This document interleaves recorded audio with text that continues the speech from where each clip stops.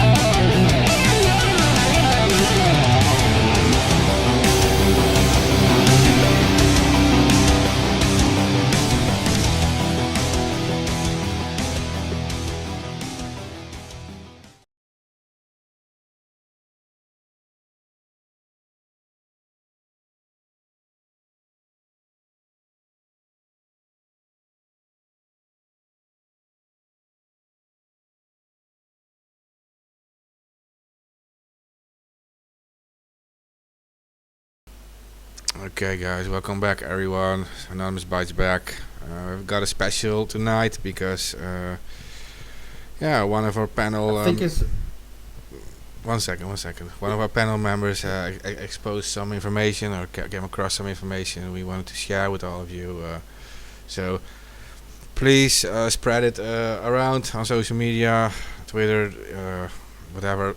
This is what we depend on. You guys know that. Like we're facing like heavy shadow bans. This entire subject faces heavy shadow bans, and that's why we need you guys to share it around. Enjoy the show. So just go on, guys, with whatever you were talking about. Sorry. My Discord just crashed. What I want to jump into is the actual evidence and also genome evidence of the Wuhan coronavirus, or what we're calling CV in the title, to avoid the algorithm banning or shadow banning and throttling. Hey, yeah, but I saw you posting on Twitter. Because you made like suggestions before on a broadcast, on other ABB broadcasts, also here from the COVID, about it's originating from a lab, right? And now you came like across articles in the the mainstream media. They're finally like talking about it. Yeah, the mainstream media is now kind of going with the narrative now that it is a biological weapon.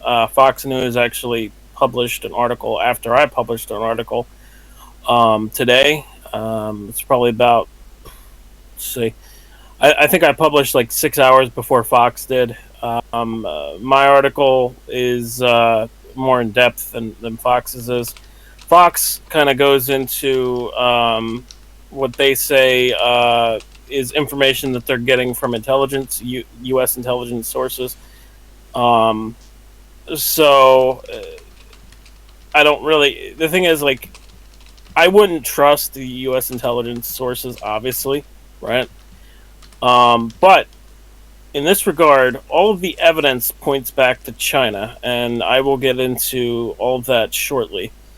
So I just wanted to say that outright, that if the only evidence was that the U.S. intelligence sources say this or that, obviously I wouldn't trust it. I've been an independent journalist for 5 years now, researching and writing different topics. So I wouldn't just believe the U.S. intelligence services blindly. No, our intelligence services of any country, right? I mean, the U.S. is always like the primary example, but other countries are doing the same, of course. So just how it works. Right. Okay, so recently I watched a documentary film by Epoch Times, and in collaboration with NTD, or the New Tang Dynasty. We actually had Jennifer Zhang on ABB not too long ago. She works with NTD. I don't know if you knew that or not, but she does. And she's been heavily exposing the Wuhan coronavirus.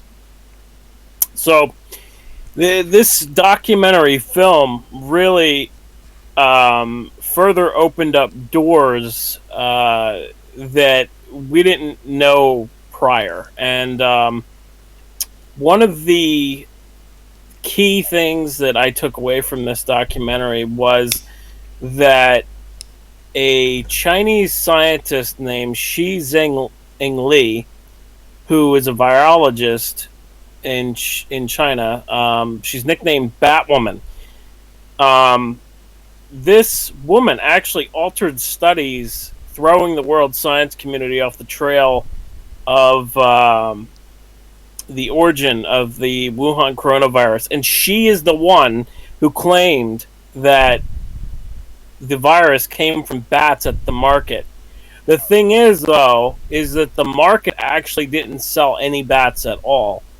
And a lot of people don't know this, but the Lancet actually published a report looking into the first couple patients of the coronavirus, including patient 0, and found that these patients had no connection at all to the Wuhan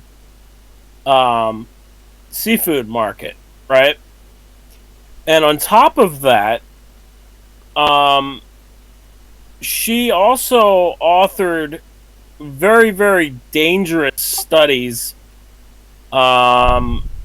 where she was looking into creating viruses and making them cross species so that they could jump from animal to human and human to animal. And what I really want to get into is her research. Basically, the part to start at is that since the SARS outbreak in 2003, Shi Zheng Li began conducting research on coronaviruses. From 2010 onward, the focus of her and her team was redirected to identifying the capacity for coronavirus transmission across species. So basically, creating a virus that can jump from species to species. And specifically, they put the spotlight on the S protein of the coronavirus. Her team's research in the Wuhan Virology Lab looked into the part of the coronaviruses that could be transmittable to humans. In June 2010, a team including Xingxing Li published a paper where it described research to understand the susceptibility of angiotensin converting enzyme 2, ACE2 proteins of different bat species to the S protein of the SARS virus. Okay, this is important because we'll get back to this later. In the experiments, they also modified key amino acid condones to mutate the bat's ACE2 to examine compatibility with the SARS S protein. This paper demonstrated their awareness of the special relationship between the S protein and the ACE2 receptor within humans. It also signified that she had unearthed the passageway for coronaviruses into human bodies. Okay? So, she discovered how to basically make a coronavirus that wasn't susceptible to humans to make it where it can jump into humans.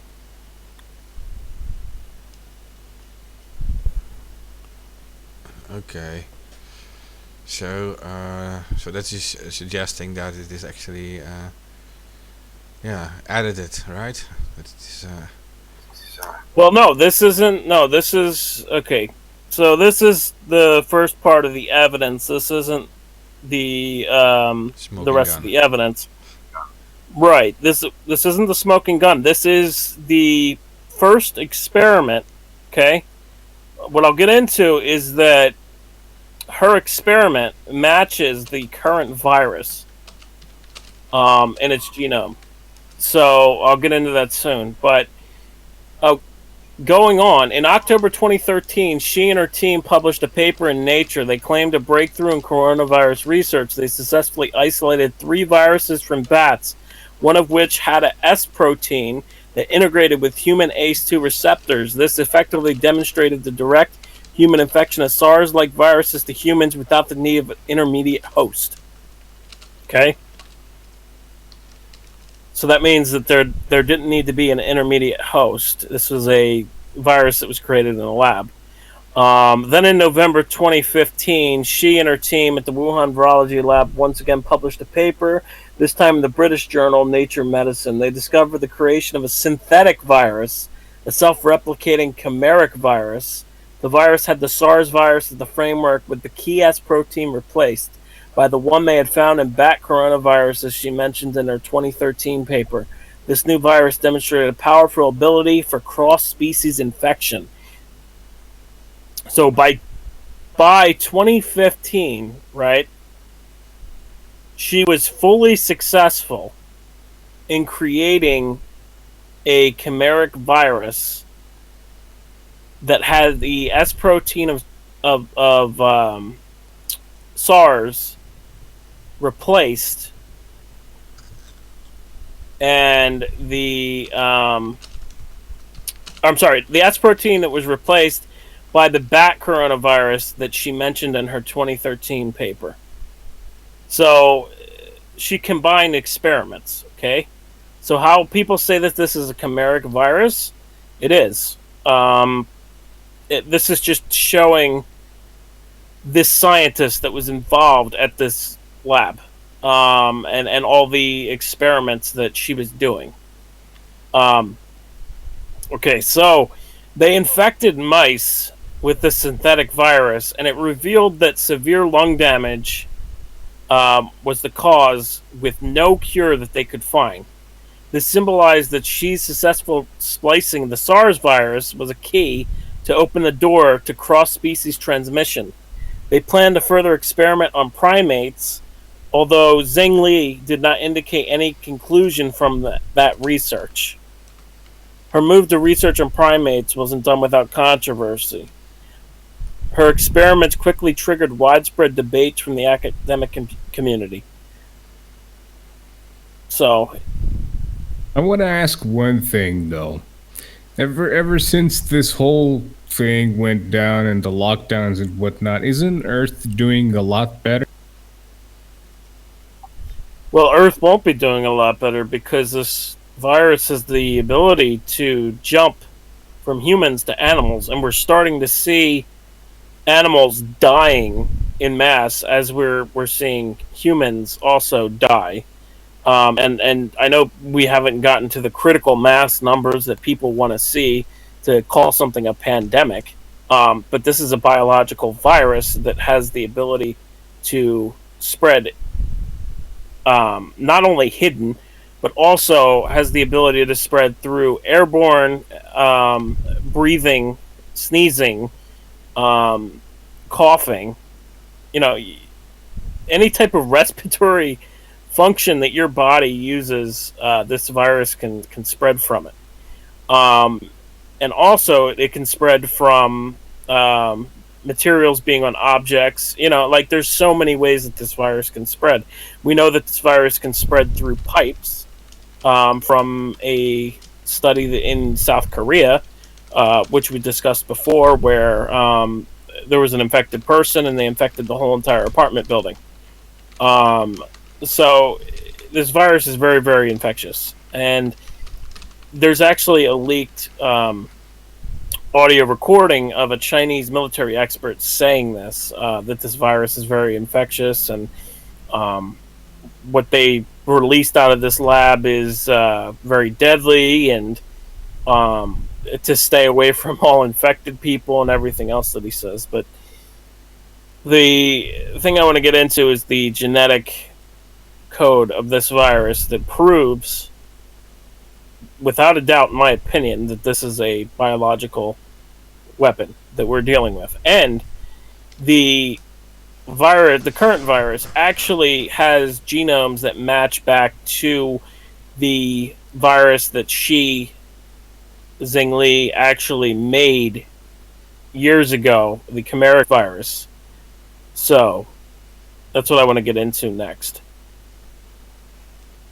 I don't know how deadly the virus is, because I mean, it's not for bragging rights or anything, but the virus has been out for like what, 2 months now, and in the region I live, which is populated by around 103,000 people, we have 8 infected and 1 recovered.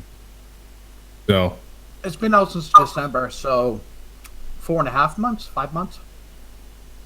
Well, here's the thing. In regards to that, I guarantee you probably have more cases than that. And they're probably doing what they're doing all around, is having the difficulty to get a test.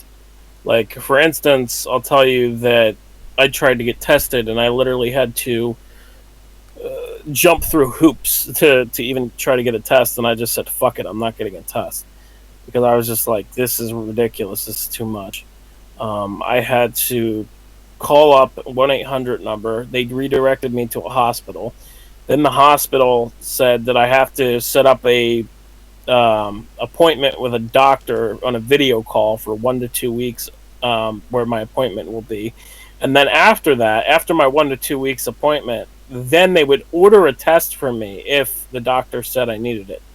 And then that would take another 1 to 2 weeks. So I don't think that the testing procedures that they have in place are efficient for this, number one. It sounds a little shady, AK, all that whole process. Like Oh weeks yeah, ago. Yeah, really. I just read an article today. They're saying 2 weeks to get your results back.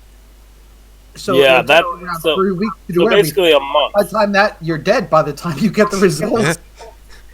Yeah, right. Yeah, exactly. Now, what I wanted to get into here is in 2020, a paper was published in Nature which claimed that the Wuhan coronavirus is closely related to COVZ-C45 and COVZX-C21, which was sampled from bats from Zhoushan, China, by the People's Liberation Army of China. The E protein and NSP7 protein shows that 100% amino acid similarity to COVZC45 and 89.1% similarity to the nucleoids of COVZC45, which, according to a PhD doctor, I'm trying to look up her name. Hold on 1 second. Her last name is Mikovits, but I can't remember her first name. Judy. Okay, according to Judy Mikovits, a molecular biologist and former director at the Lab of Antiviral Mechanisms, NCI, she says the virus is certainly not natural given the S proteins and E proteins of the virus. And she's not the only biologist to speak out and say this. Dr. Sonia Perkov, who's a Czechoslovakian doctor, also said that the virus is likely an escaped lab experiment due to the modified proteins. And in the S proteins, Indian scientists have previously said that HIV-1 GP120 was inserted into the virus in 4 different sequences into the spike or S protein. And recently, scientists have now admitted and found that the coronavirus actually kills the immune system by attacking T cells. So, this is kind of like it's kind of like self-confirmation there, that the virus has HIV inserted into it because it's killing the immune system. And there's 3 different viruses that have HIV GP120 in it. 1 is HIV, obviously, right? 2 is the virus that Xi Jinping created. 3 is the coronavirus. So, the genome of the coronavirus matches the genome of her created virus, synthetic virus, in the lab that she made in 2015.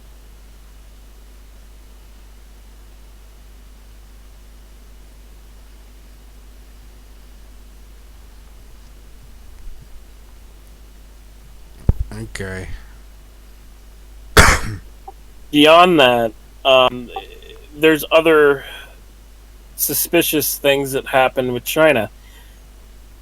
China actually started destroying research and ordering destruction of research by doctors and putting out non-disclosure stuff in regards to talking about this virus. They tried to stop the genome from getting out early on. They failed with that. It was published anyway. Besides that, China also took over the P4 Wuhan virology lab in February after all of this happened, and had their military biological expert take over the lab fully and shut it down. Okay. The next thing that China did was, after that, they had a biological security provision put into their national security directive. So, there's a lot of evidence there that points back to the Wuhan lab, and there's even more that I can get into besides that. But I think that the fact that the Chinese government was trying to cover this up, and not only cover it up, but also go to the lengths of shutting down the lab, and on top of that, they all of a sudden put a provision in for national security of biosecurity into their law. I think that is another huge red flag that says that this is a biological weapon that we're dealing with. I think that's the directive is a huge coincidence. Well, besides that, the virus has been found 24 days later in people that passed away apartments. Obviously, they weren't there to infect the apartment. Have you ever heard of a virus lasting for 24 days? I've never, or anything that long, or am I just unaware? No, you're right. And I actually wanted to also point to that article that you just posted, Flumagadan, that the World Health Organization actually allows the wet markets to reopen. Now, if they were really concerned that the wet markets were the source of this virus, right? That's what they started with, that whole story, that it came from this market and it's like jumped from animal to human. Then it's kind of be weird to like suddenly reopen everything again. Now, if it has another source, then it is a different story, of course. And so in this article from Sky News Australia, they're actually like criticizing the World Health Organization for like reopening the wet markets. And it was interesting. It actually it lines up, and it's shocking, AK. That's just you kind of like vindicated. You got I vindicated. can't think of AK. Oh, I would love. AK, I would have you love- found anything that's natural about this virus? Anything? I haven't found a thing. Not one thing. No, but what I was gonna say, I would love to be fucking wrong about this, right? But the thing is, there's so much evidence that piles up that points directly to that laboratory being the responsible party. And I just want to point out again that SARS escaped 3 out of 4 times, as far as we know, and that 4th time might have been a lab experiment too.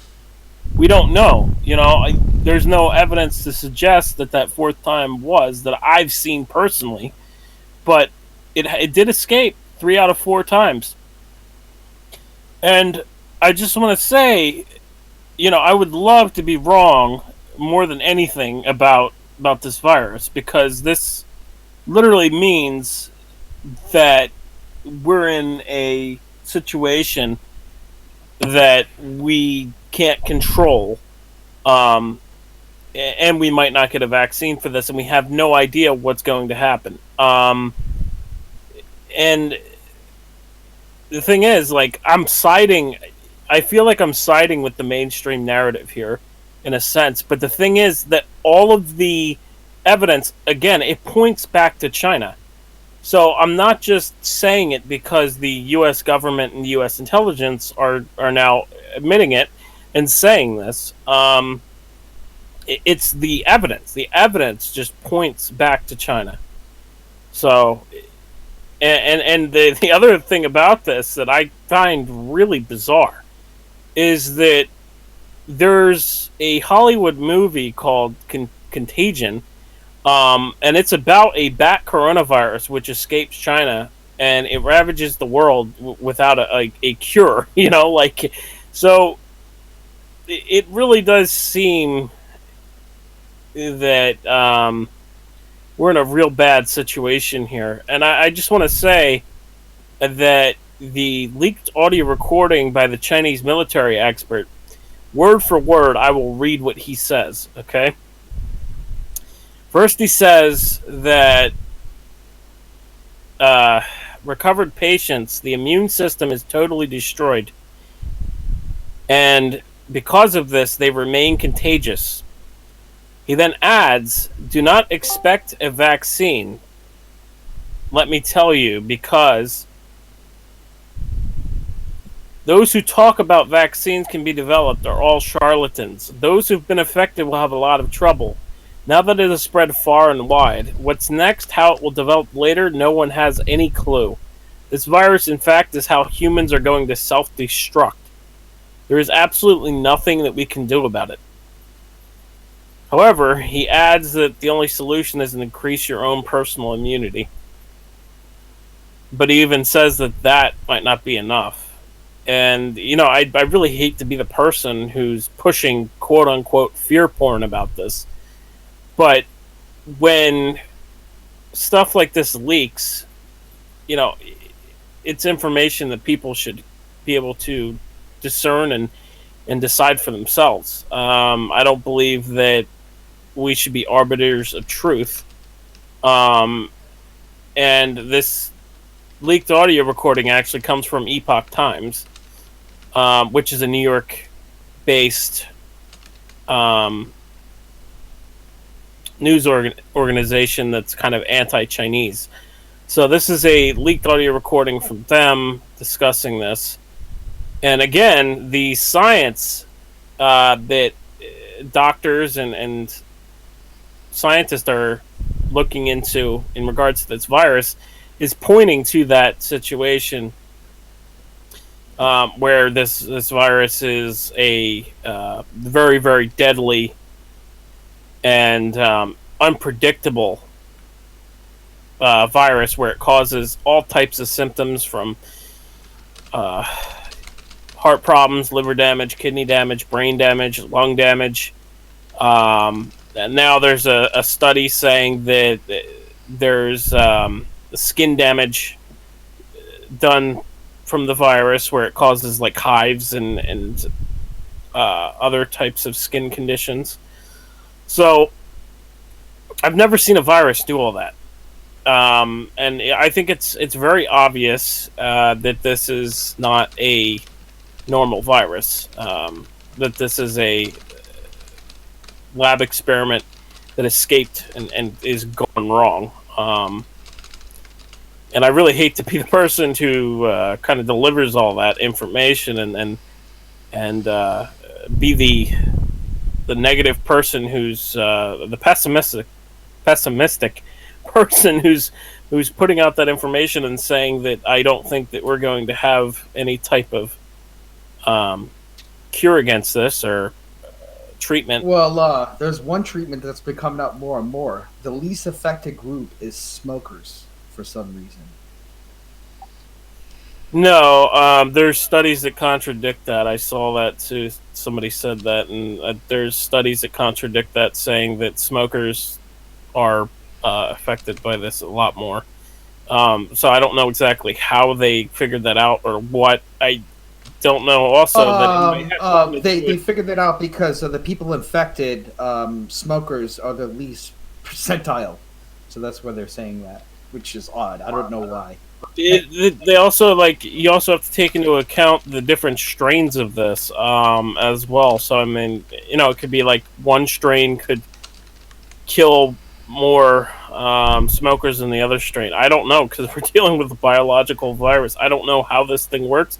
Who the hell knows how it mutated? Dude, I know this was ruled out from the beginning, but this is like the ultimate virus to win in Plague Inc.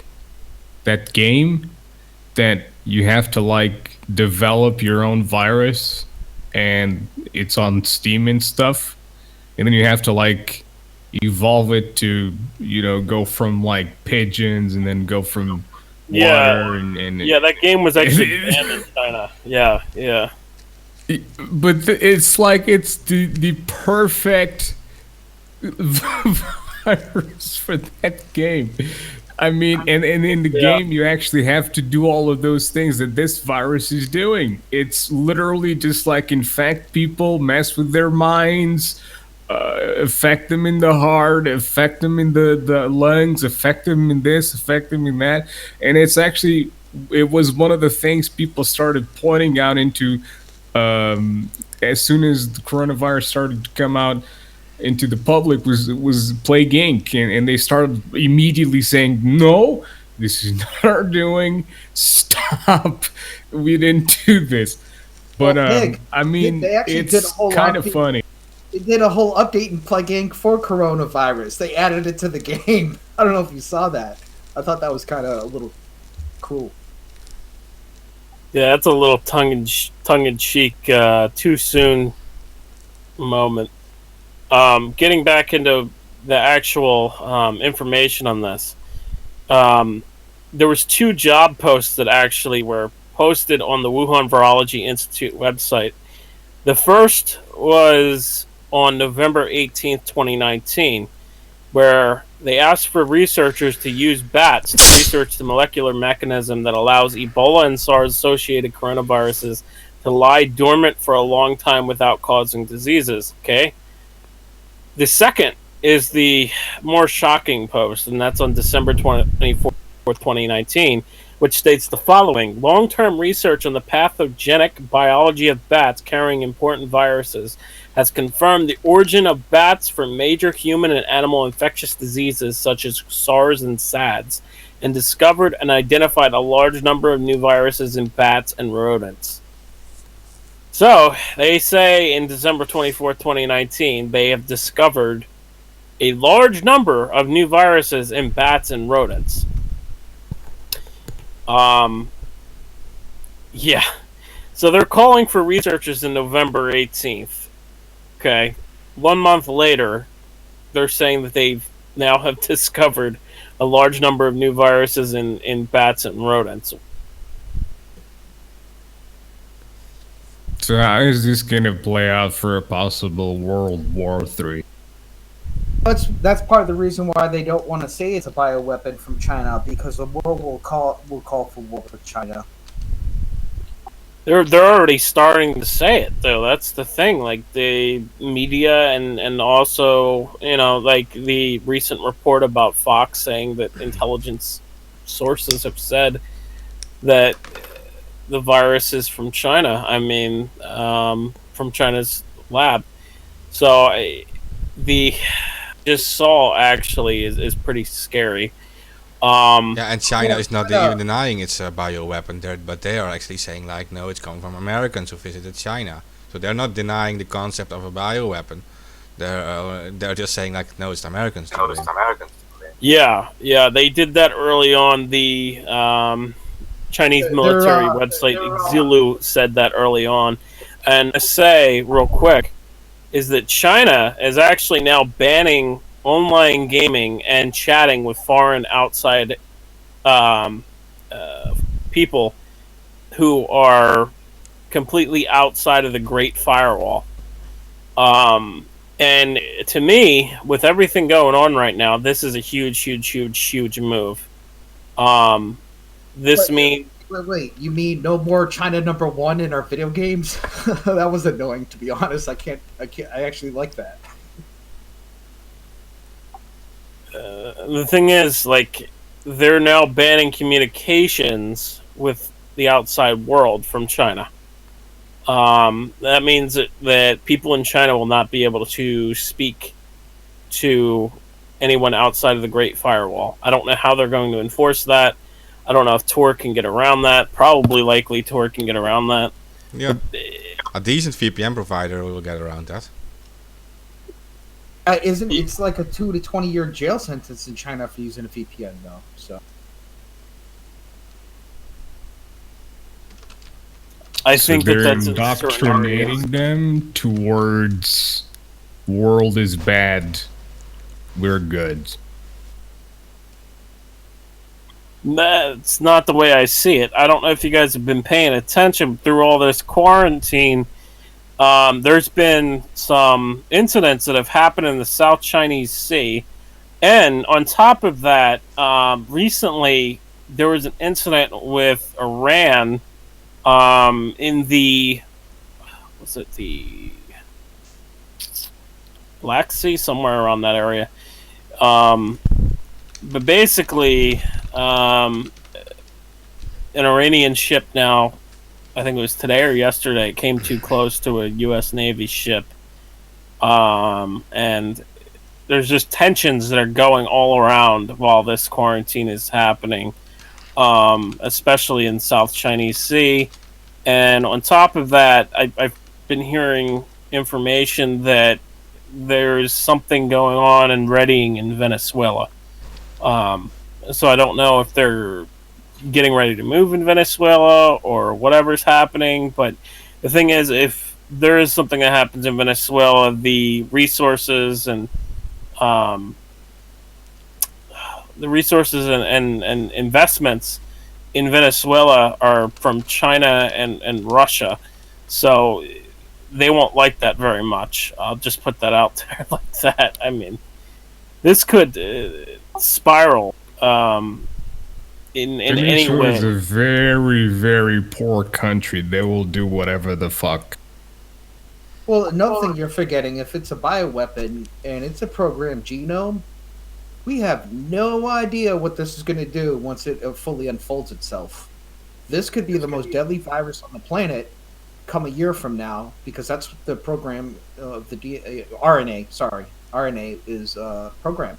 So we don't have a clue. Right. Yeah. Yeah. That's the other thing. And I think in regards to that, I think that the virus is kind of unrolling, and that's why I think we're seeing more symptoms starting to appear. And that's my opinion on it. And I just read an article about viral overload, and they say that the more viral material that you have from this virus, the more deadly it is. And if you have a little bit of this virus material, that it's not going to be as deadly as having a huge viral overload of it. So there's that. But I really do feel that this virus is one of the worst that we will ever face in history, and I don't know exactly how they're going to cure it if they can, because it has HIV inserted into it. Well, AK, real quick, let's just look at flu vaccine technology right now. Flu vaccine technology right now is only 10 to 15% effective on those that inject the vaccine into themselves. It means you still have an 85% chance of still getting the virus. It's a 3% chance of just that vaccine fully giving you the virus. So I don't understand why people are keep putting their faith in vaccines as if flu vaccines were a sound technology. The technology sucks already to begin with. So how's that an answer? Exactly. Yeah. No, I completely agree I with you. don't And understand also, why people still keep going out their fucking homes. Moron. because I don't think they realize that we're dealing with a biological weapon. If he said they were dealing with a biological weapon, I think everybody would be like, "Oh fuck! All right, I'm staying home."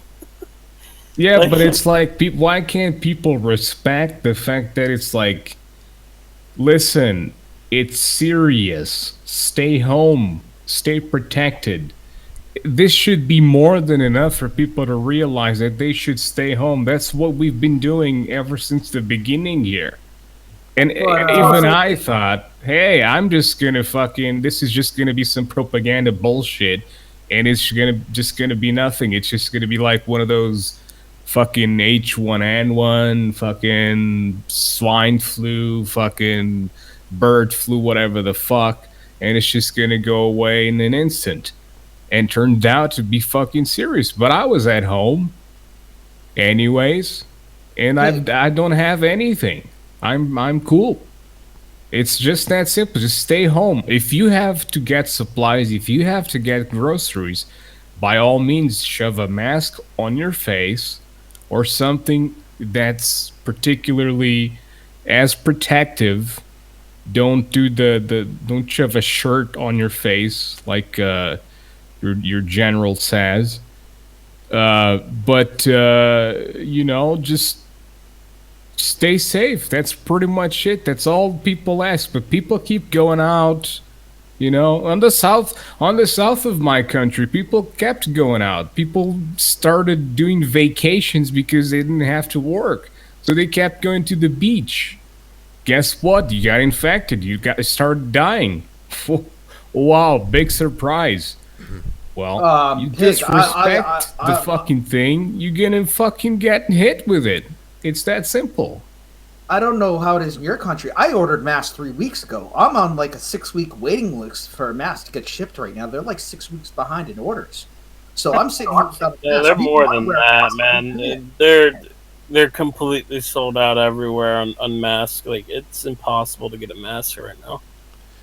Yeah, we But ordered them in 2 3 regards weeks to ago. We that, still have another month. It's like we want to go. We don't even know what to do. We feel like assholes going outside without a mask. We can't get them.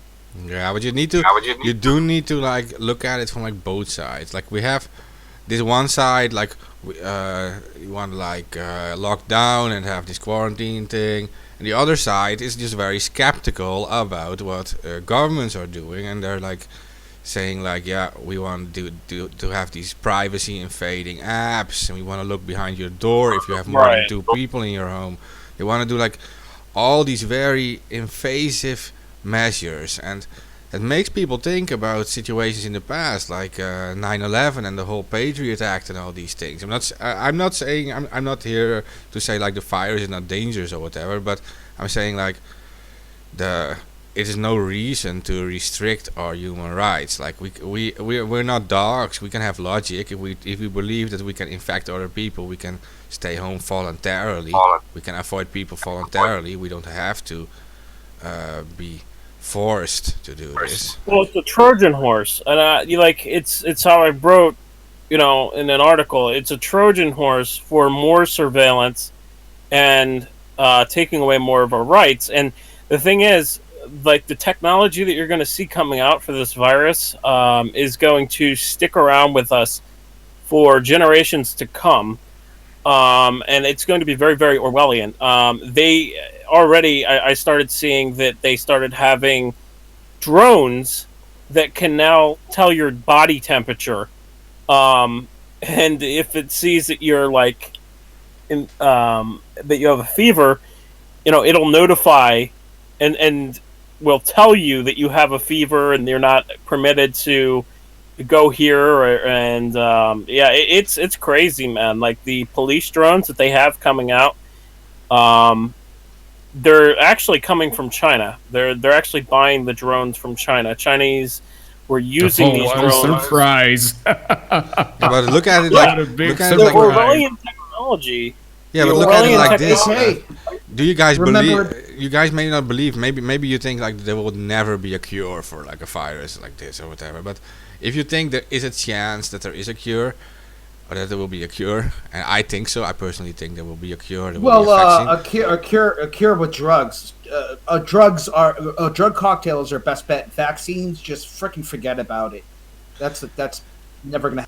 Okay, but if you believe like there will be a cure or a vaccine, then you know that the virus at some point will disappear. But these Orwellian rules that you create, this Orwellian society and this whole surveillance thing, that's not going to disappear. I can guarantee you that. Right. That's going to stay. Well, Mark, I have a question Exactly. for you. What do you do when we? I know of a cure, but it's not an orthodox cure, so I'm not gonna. Yeah, bullet to the head.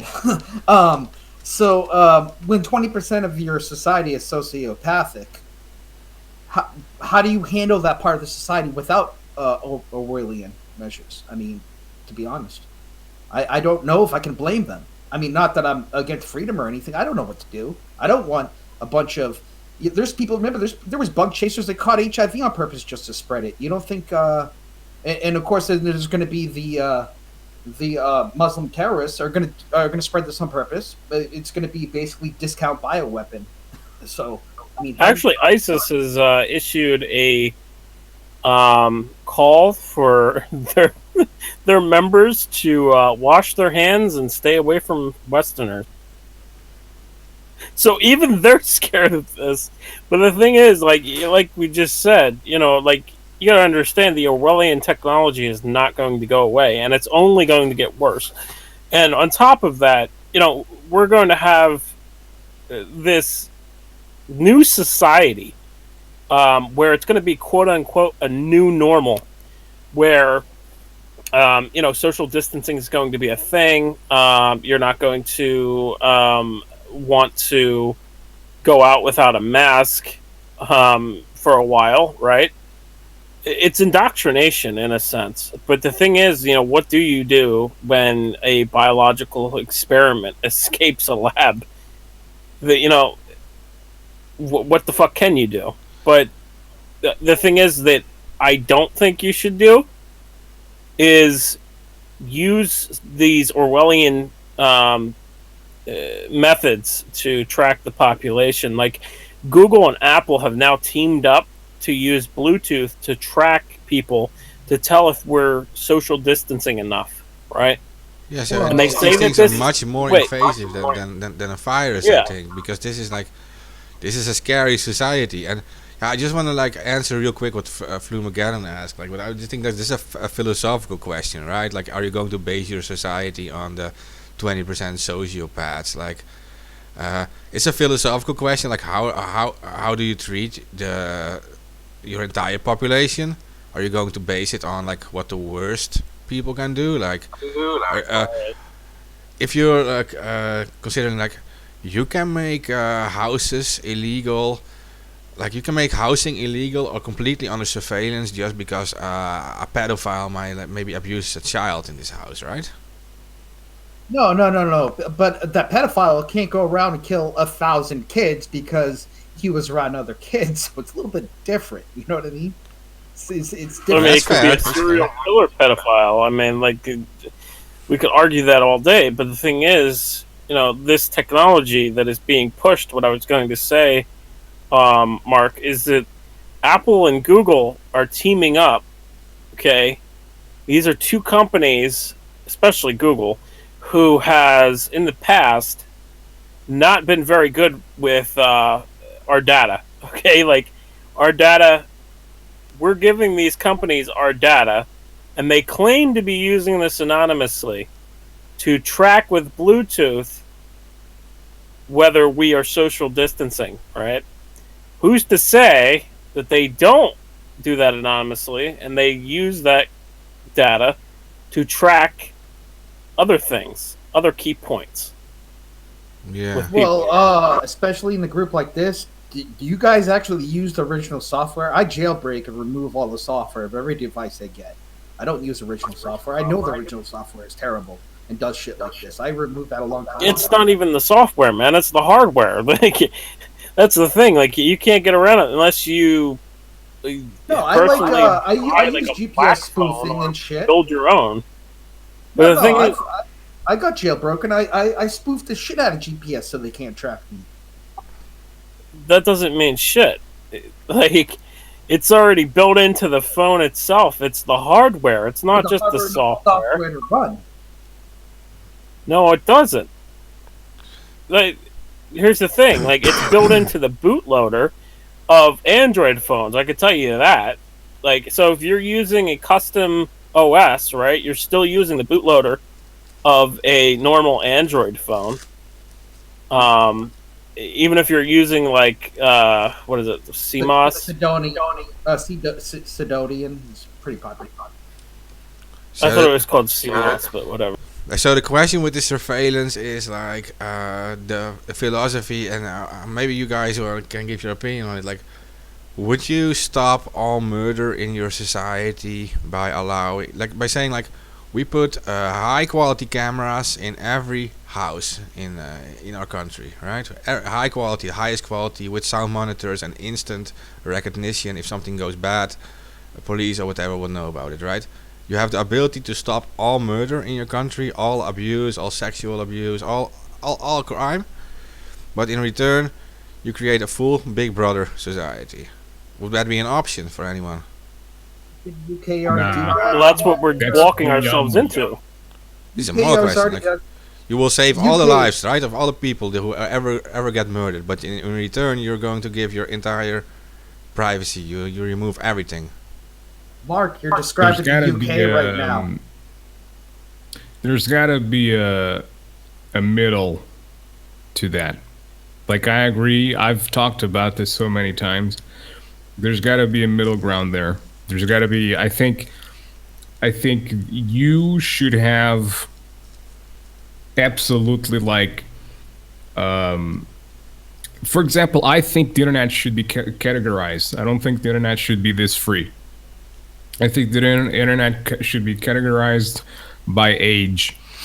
For example, when you are born, you are given like a serial code or whatever the fuck, but you're given like this code which is just like a social security number or something that is yours for life. And then as you grow up, so does, the you have to renew your identity card, you have to renew your documentation and whatnot. So you would do the same thing for this specific code number, whatever, Isn't that the for parents? internet access. So let's say you're a kid, you're like 7 years old, so you can't access the internet for like above 13 years of age because you shouldn't. Like, you I already do that way. I have a niece, two nieces, and I already do that with with their devices. I already installed all that stuff. No, but I'm not That's the talking thing, though. about parental control. I'm talking about categorizing the internet like for everyone. But obviously, this would never be picked up because companies just don't want this. They would never want this because this would mean that things wouldn't sell as much. Kids, like, I mean, back in the day, back in the 90s, when, like, what exactly would sell shit to us kids? It was the fucking ads on the television. The ads on the television of the castles, of the things, and the action man, and with the motorbikes and stuff like that. And yeah, it's so cool, dude. And we as kids were like, whoa. Let me just jump in. Let me just jump in there and say that if you did something like that, you would enable censorship of information all over the place. It wouldn't just be kids, because absolute power corrupts. And when you give the government any type of power, and this is provable by people who were pushing about hate speech laws, right? Hate speech, hate speech, right? Well, guess what? The government then took those hate speech laws and turned anything they wanted into hate speech, because hate speech is very, very thinly veiled, right? Anything can be hate speech.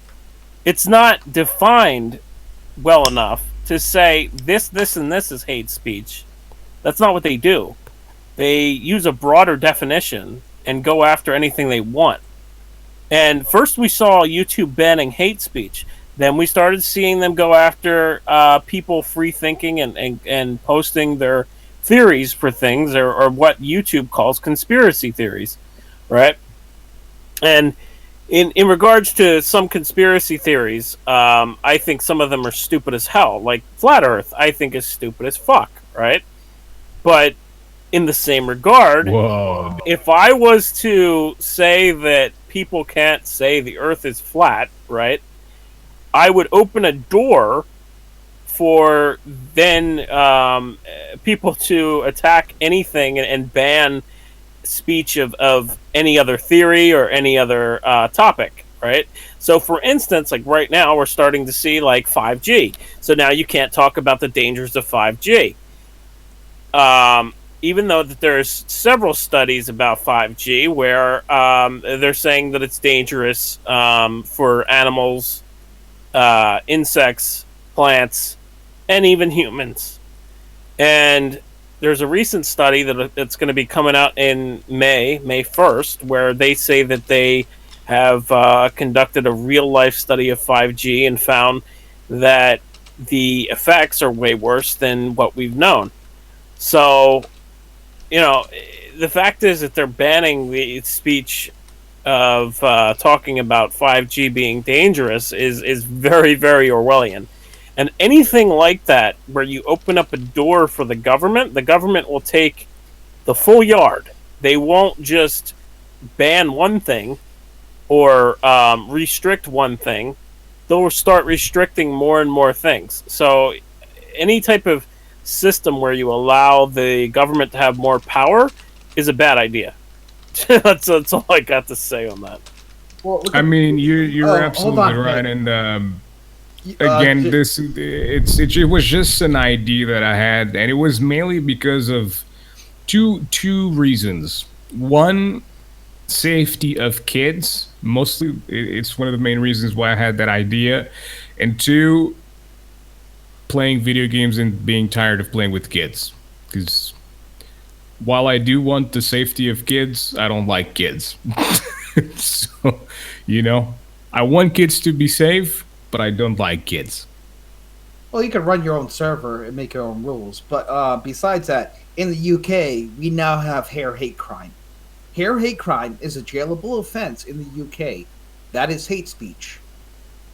It's like you said, it's a slippery slope. I mean, I'm sure everybody can agree that if you make fun of somebody's hair, it should be a jailable offense. That's just freaking retarded. Yeah. So the Careful! Retarded is a hate crime. You can't even say the R word. You're gonna get us banned. Yeah, you can't say the R word. You gotta change that. Mentally disabled. I'll beep it later. Well, you can't really even say that either. So no, we can't have you saying that. You're gonna get us banned. Okay, but I want to ask one other thing. Like, I was asking on this whole, like, would you have, like, full surveillance in your homes to, like, remove all murder from society, right?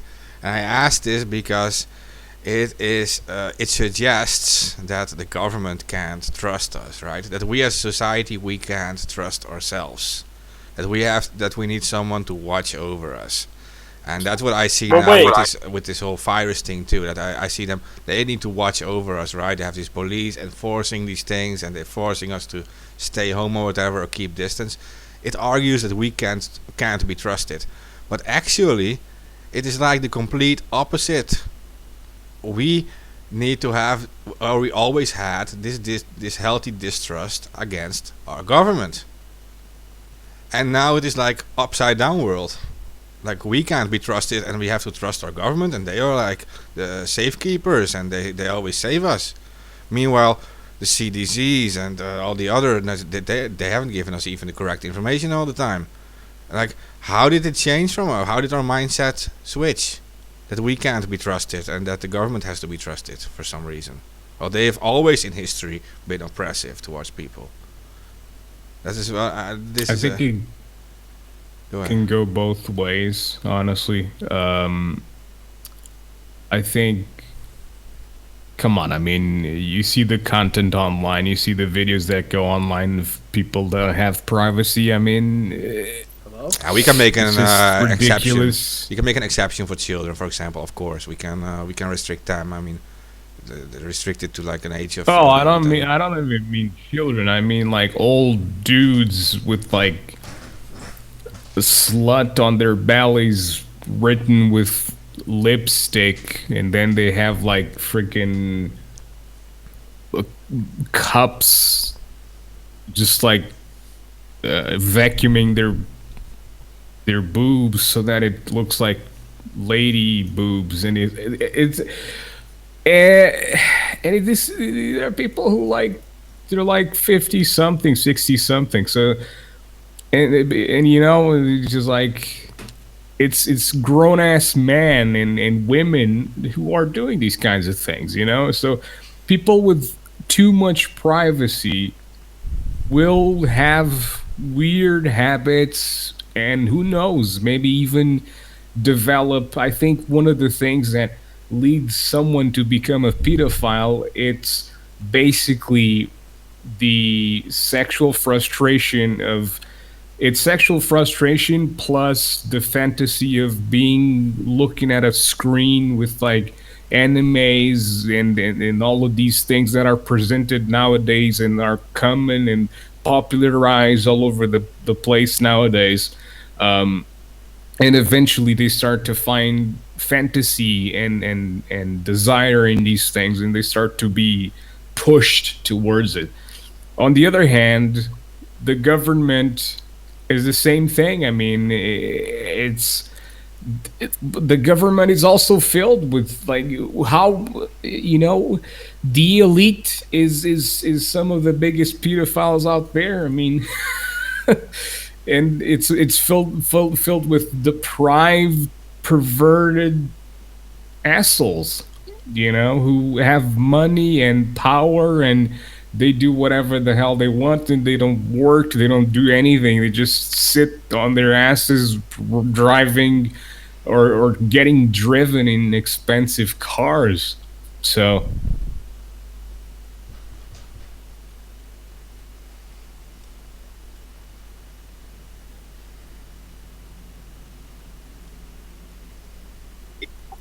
Yeah, in regards to what you said, Mark, how surveillance would stop murder. You know, what does a camera stop somebody from picking up a knife or a gun and then using it? Like, you know, like, I just wanted to point that out. That obvious. Yeah, like, maybe it wasn't a good example, but like, yeah, no, but that's what I mean. Like, which would people choose for these things? Like, I just feel it is unhealthy that we all suddenly don't trust each other anymore, and we only we have to like trust our governments or people in power to do it.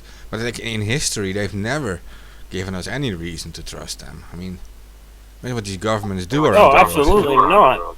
Yeah, here's the thing. I am not advocating for you to trust your fucking government. I'm advocating for you to use your own discernment here. And yeah, like based off of everything that I've personally seen, this virus is very, very deadly, and it's a biological weapon. As such, you should take precautions to not get infected by it. That's how I feel about it. Yeah, me too. I mean, but like all voluntary. I mean, you just use logic and you think for yourself. Like you don't want to infect others with it. This is not just because this is like COVID, but if you have the chance, like I don't want to infect others with the flu, you should do the same thing. I think. Like, yeah. Why would you infect Right. others? Yeah. Yeah. But especially with this, because it's way more deadlier than the flu. Yeah. Definitely. It's Yeah, I know that, but I mean, like, yeah, I mean, with the flu, yeah, why would you make other people sick on purpose anyway? Like, yeah, it's now it yeah. became like a Yeah. big That's thing, true. but like before it was never a big thing. But yeah, like, yeah. Yeah. But I never even finished talking about the information on the Wuhan lab. Like we kind of just jumped around to a new topic. Um, I wanted to kind of get back to talking about that. So there was a paper that was published by South Chinese scientist. One of the scientists was Zhao Batao, or I'm probably saying that way wrong, right? But anyway, I don't think any of us can do any better, so don't feel bad.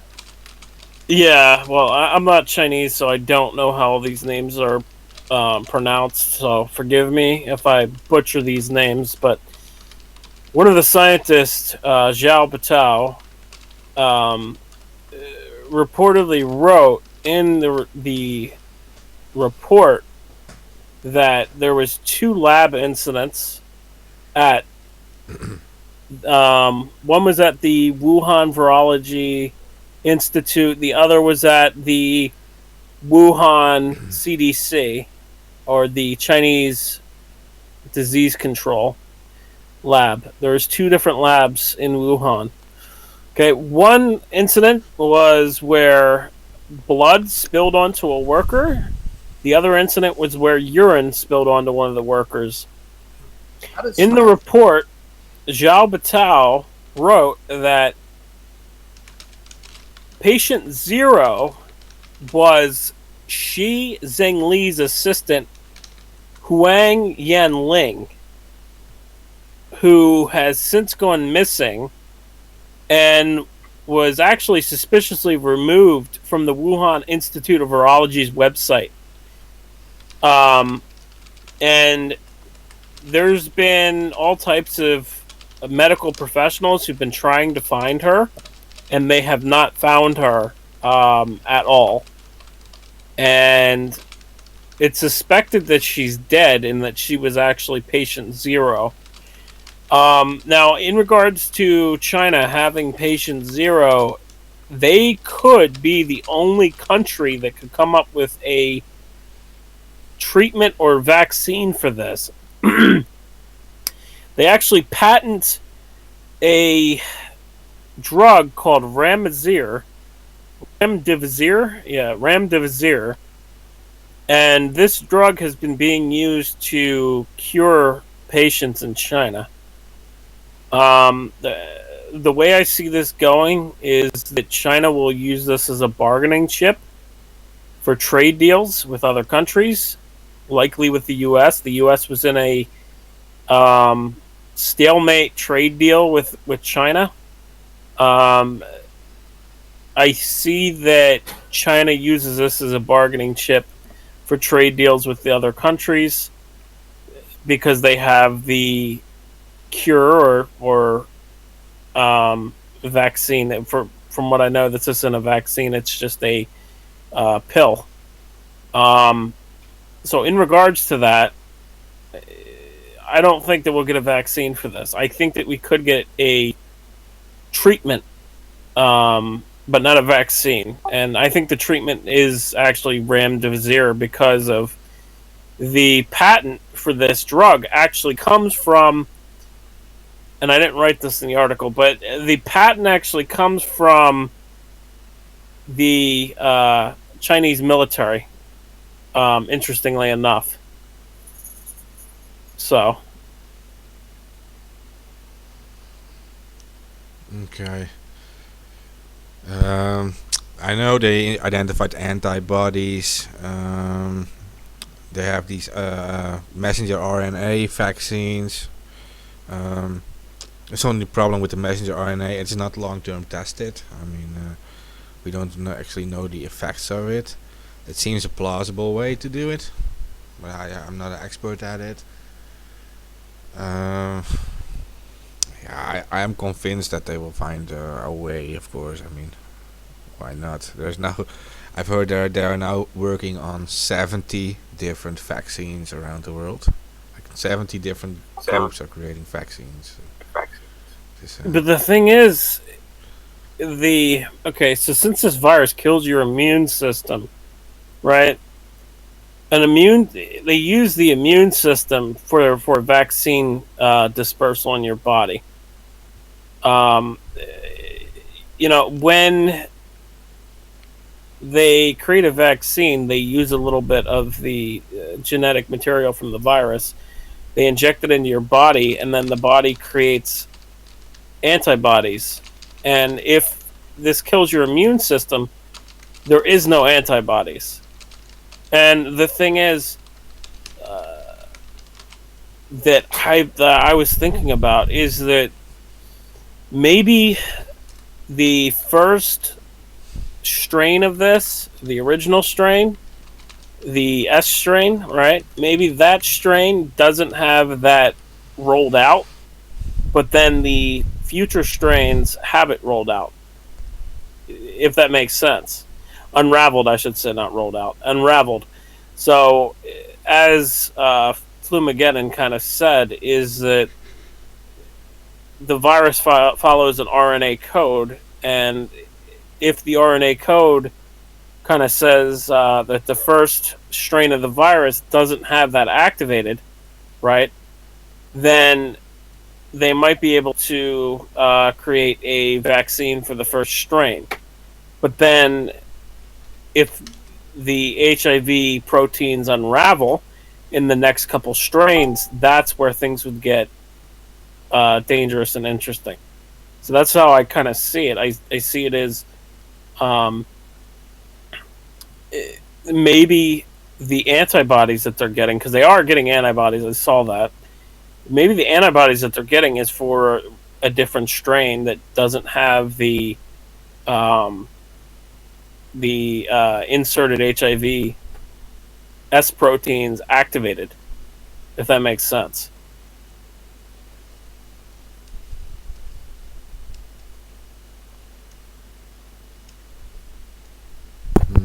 Yeah. Now, there is still a lot of debate going on in the medical community, right? There's also a lot of doctors, a lot of skeptics. There's also a lot of skeptics about this whole situation. They say like this is okay. It's not a friendly virus, but it's like greatly exaggerated, right? Now, if the fact that it is being exaggerated, I don't think that is the major issue. It is like it is obvious already that they are using it. I mean, like every celebrity is like literally talking about it. They're looking at broadcasts from their home and like talking about the virus and about the importance of lockdown. So there's obviously a strategy from above to do this. The thing, we discussed it before. Like the thing I'm most concerned with is the whole surveillance system they're creating because of this. And for the rest, even if the virus is not so bad, I already said like even if it would be like as harmless as the flu, it's not a bad idea to keep like the 6 feet distance from people, not to actually spread it voluntarily. But I am reading now. So I'm being sent these articles from like skeptics about this whole situation. We had like a famous German doctor. He was like raging about it, like saying like they're only using this. And this we have articles from Off Guardian, for example. 10 experts. You have another article with 12 experts questioning coronavirus panic. They're all doctors. Like, and the problem is like I'm no doctor, right? And it's very hard to like give like a well-founded opinion on it. The thing is, if it is a biological weapon, like you're saying, AK, then of course we have to be vigilant on it. Well, Mark, real quick. If it if it isn't a biological weapon, we should have some sort of natural markers. Can you even think of one thing of this virus being natural? I can't. I can't. I just really can't. Self mutates in the body while you're sick. Jumps to species at will. Lasts for 24 days on surfaces. Yeah, I'm. That is all medically impossible.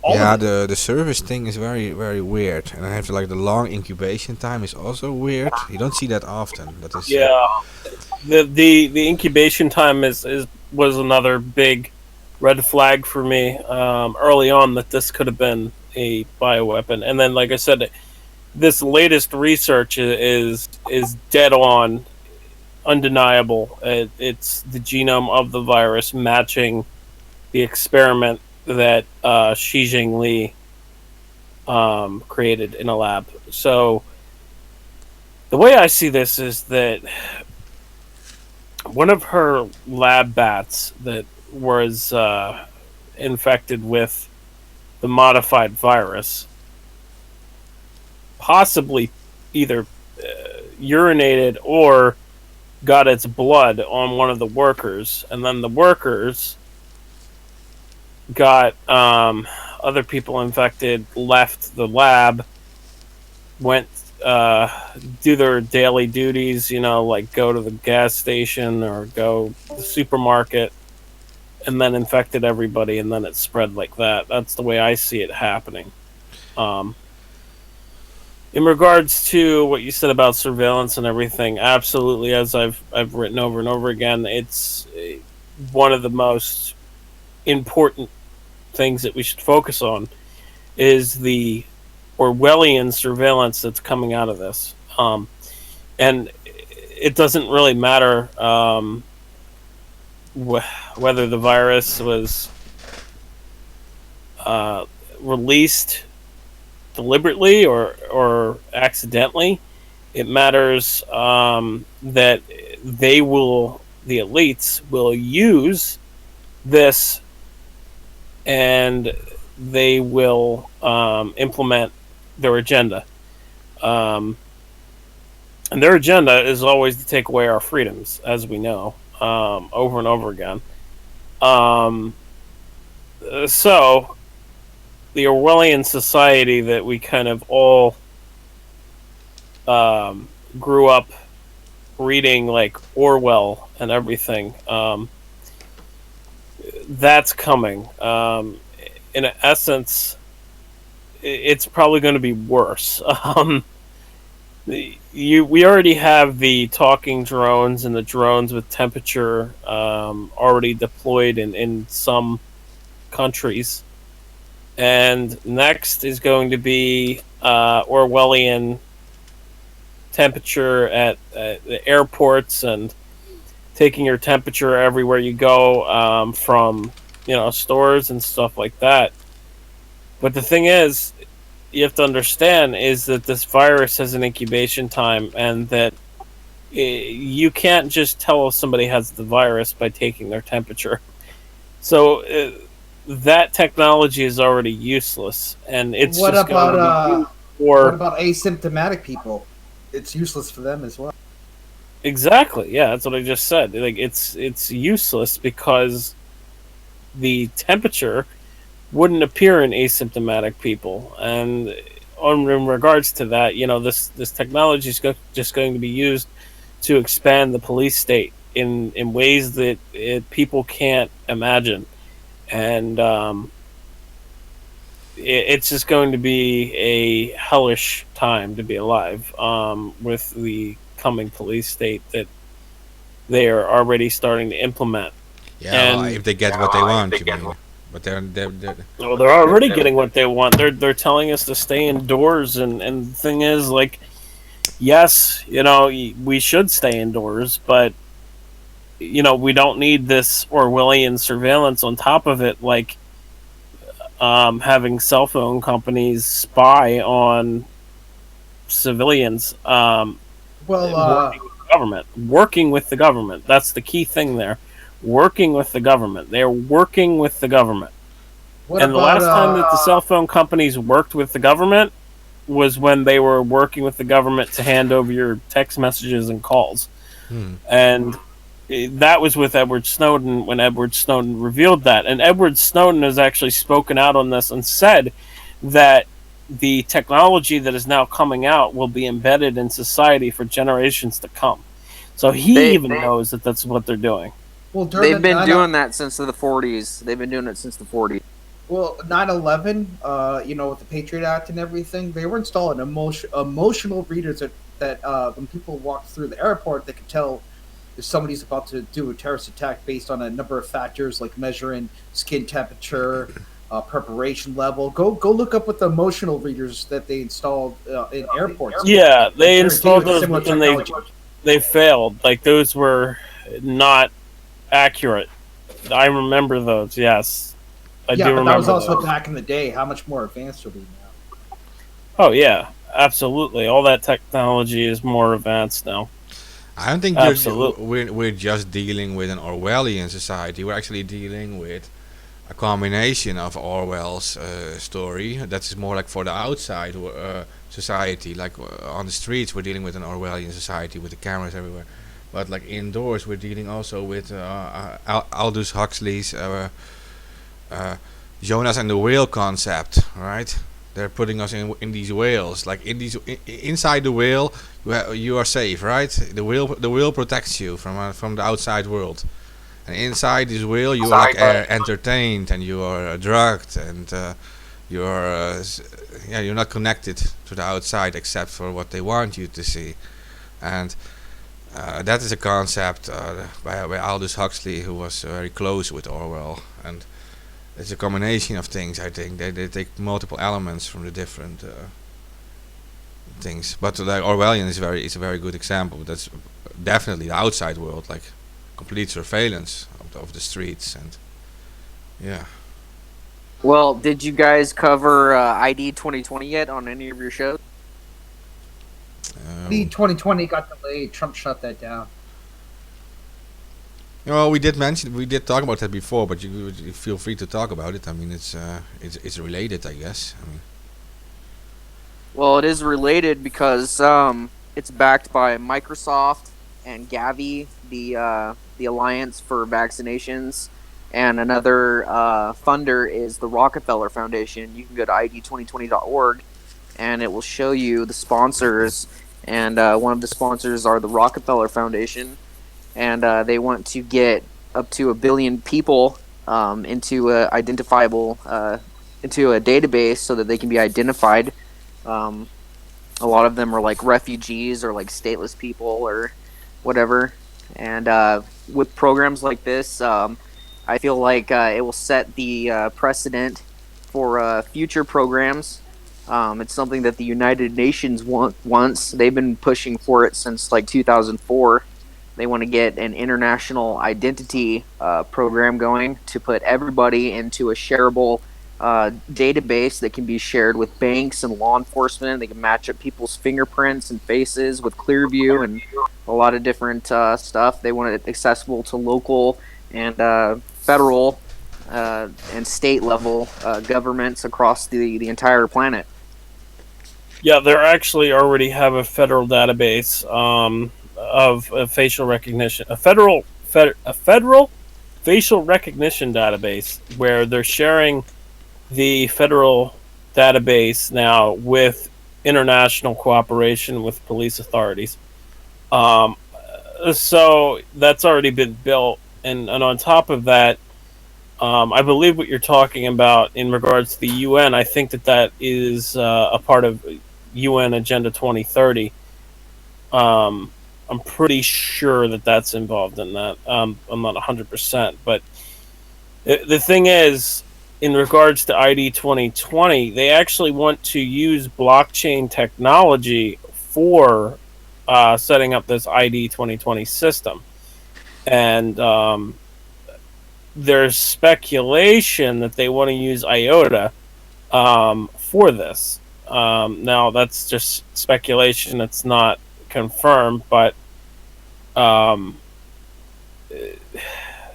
IOTA is a identification blockchain. Um, so it's a possibility they might. In regards to ID 2020, ID 2020 will be another level of Orwellian surveillance, and what they could do from implementing ID 2020 is then do what Pig said earlier, where they could restrict internet access and require people to have use their digital ID for the internet. And the U.S. has for years been trying to create an internet ID as well. And with ID 2020, since it does use the blockchain as its database, they could use that and then connect that into the internet. I'm just putting that out there. Okay, but what the other speaker was saying, they want like a billion people connected to the system. So that would say that this is actually a body that is above the federal U.S., right? It is like an even higher body they want to create, like a higher step. Yeah, in the they want pyramid. it accessible. They want it accessible internationally. So they want an international database of people where their information is accessible by local, state, and federal level governments across the entire world. Not just the United States, but every European country, every Western allied country. Yeah, exactly. So then you start to consider like who is running these systems, who is behind the system, and yeah, the UN was mentioned before. And then I immediately start thinking about like the World Health Organization, etc. Right? Who take now, who Well, that's suddenly Gavi. yeah, but they suddenly take like a leading role in this whole crisis thing. And they step forward as leaders. I mean, the World Health Organization, like I think that 10 years ago, most of the people, at least in my country, never even heard of it, of its existence, right? Not if we yank their funding. Well, the problem is that unfortunately there are criminal syndicates and criminal organizations that take advantage of the system. I mean, they know how a lot of these things work. They know the laws of each respective state. Um, so they pushed for the federal ID program, Real ID, because it goes into a federal database, and they're requiring that you have a Real ID in order to travel domestically. You won't even be able to get on an airplane, of course, by the end of this year, unless you have a Real ID. And the factors involved in that are that you provide a birth certificate, and you provide your picture, of course, and 2 proofs of address and your social security card. And they did it like that to combat some criminal organizations, I think, that take advantage of the system. Because what they'll do is they'll go and get somebody's birth certificate that looks to be the same age as them, like in their facial age, and they'll use that certificate and they'll go to a U.S. state where the DMV does not require fingerprinting to get an identification card, and they'll roll a social security number, or they'll use a stolen social security number, and they'll actually go into the DMV with makeup on their face or whatever to change their appearance a little bit when the DMV takes their picture, and there you go. Now you have an authentic driver's license or DMV identification card issued from the state with fraudulent information. Right, but people have been doing that for years, where they sell people's information, especially on the dark net. But I mean, the federal database that they're creating is a lot more than just Real ID. It's also involved with facial recognition technology and using Amazon's facial recognition technology, where basically they can use this technology to identify anybody in a picture or video who's in the database. And this database kind of pulls also from the internet and from Facebook and other mediums. So Yeah, they've grew up. been doing that for a long time now. They've taken all these pictures of people that they have, and of course they've built databases to do facial recognition. I know about it. Clearview. I mean, they were scraping the internet Yeah. to get pictures of people to build Clearview. I've grown a beard and a mustache for years, thinking, yeah, I could beat the recognition thing, but they've gotten to such a level of technology, I don't believe I can anymore. Well, there are people that have people that look like them out there in the world. Everybody has at least one doppelganger. So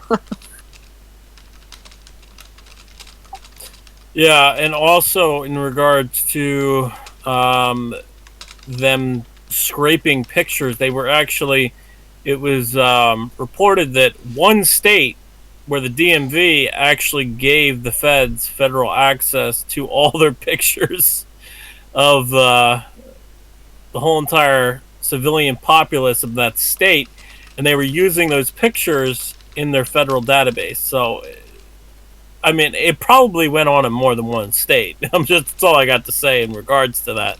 But only one state was reported. can you elaborate?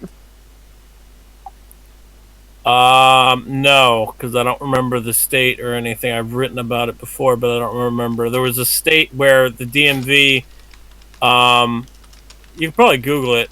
Just Google like DMV facial recognition database FBI, and you'll find it. But basically, DMV was giving access in one state to the FBI to use all of their driver license pictures in their database. So, we don't know the widespread use of this, if this is going on in other states as well in the U.S. That's interesting. Yeah, they were scraping driver's license photos, basically.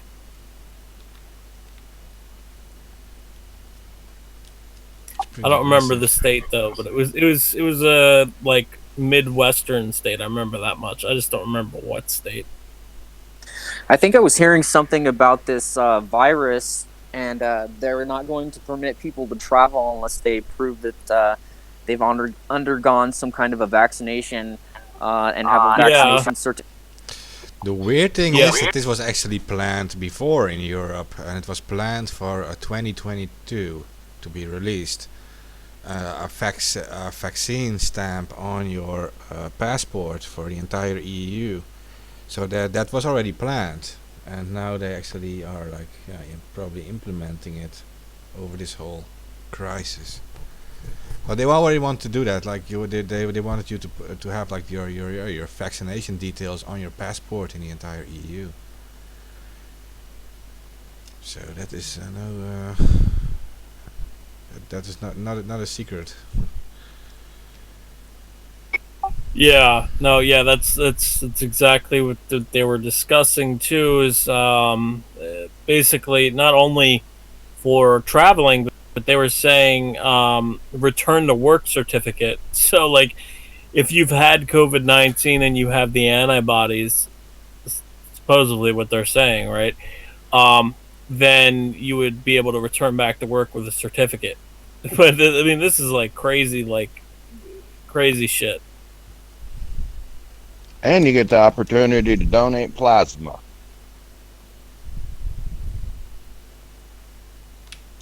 Oh yeah, of course.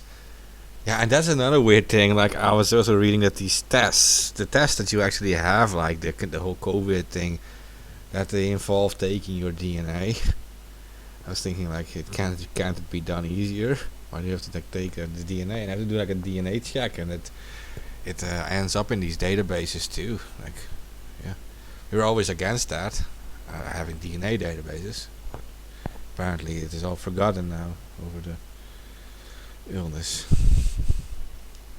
Well, there are numerous cases of local and state and federal level law enforcement abusing this personally identifiable information.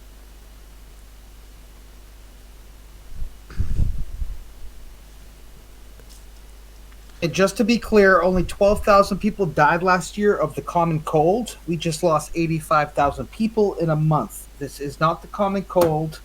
Millions of people do not die each year from the common cold. Stop with that bullshit. Yeah, I see the chat is heating up. To be fair, Actually, there is the common cold is a common cold season, right? And it only lasts like 3 months. So, Yeah, but the common cold isn't the flu. Those are two different viruses. They're Well, both coronaviruses, but No, I mean, influenza A and B is not a coronavirus. no, it's not. But what he says is like, so you guys were saying like that between 12,000 and 61,000 deaths annually from the normal flu, right? In the U.S. Per year.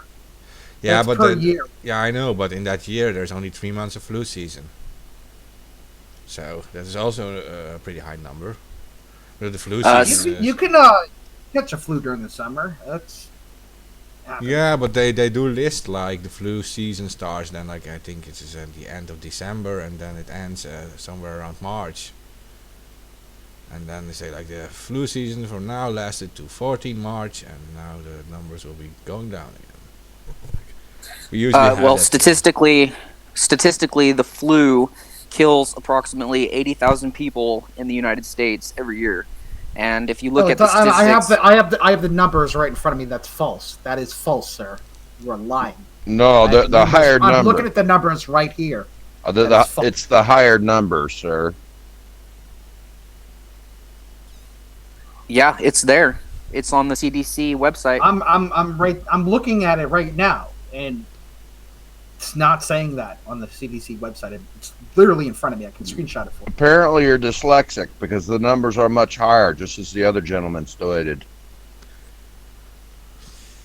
Okay, well, we don't have to fight about this, but the thing is, there are a lot more infections, of course, of the flu, right? You're talking about hundreds of millions infections. So, that is a thing. But a lot of people do die from it every year. At least you're talking about 10,000s of people every year, right? Is that safe to say, right? Yeah, but that's not 85,000 per month like we just had happen.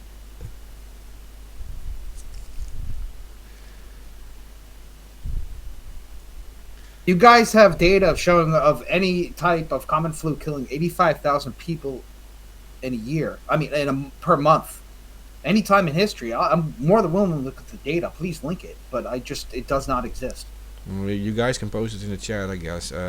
I do know, and I said like it is not like an entire year, of course, because I do know that the flu season only lasts a few months. At least that's how it's calculated here, right? I don't know how it's calculated in the US, but I know we always like in our country, Netherlands, they always calculate like a flu season, and it starts like somewhere in December, and it ends somewhere in March, and then that's what they then call the flu season. In this case, 2019, 2020, or something, and then they will count, and then they count the numbers during that flu season. So that's just all. Okay, all well, I'm looking at the Center for Disease Control government website right now on their statistical reporting. And it says that approximately 62,000 people died in the United States from the flu between 2019 and 2020. Yep, that's what it says. But that's not 85,000 per month. That would be roughly about 6,000 per month, correct? Well, the flu season lasts. The flu season is about 3 months. Depends on which side of the hemisphere you're on. So it actually it lasts different time periods per hemisphere. Well, the point is that it kills a lot of people every year worldwide, and the coronavirus has not matched up to this. 85,000 a month is 10 times deadlier than the common flu with your numbers, in case you can't do math. Okay, well, how many people have died from this so far? We just recorded 85,000 in 30 days. 85,000 people died in 30 days. And that's worldwide, correct?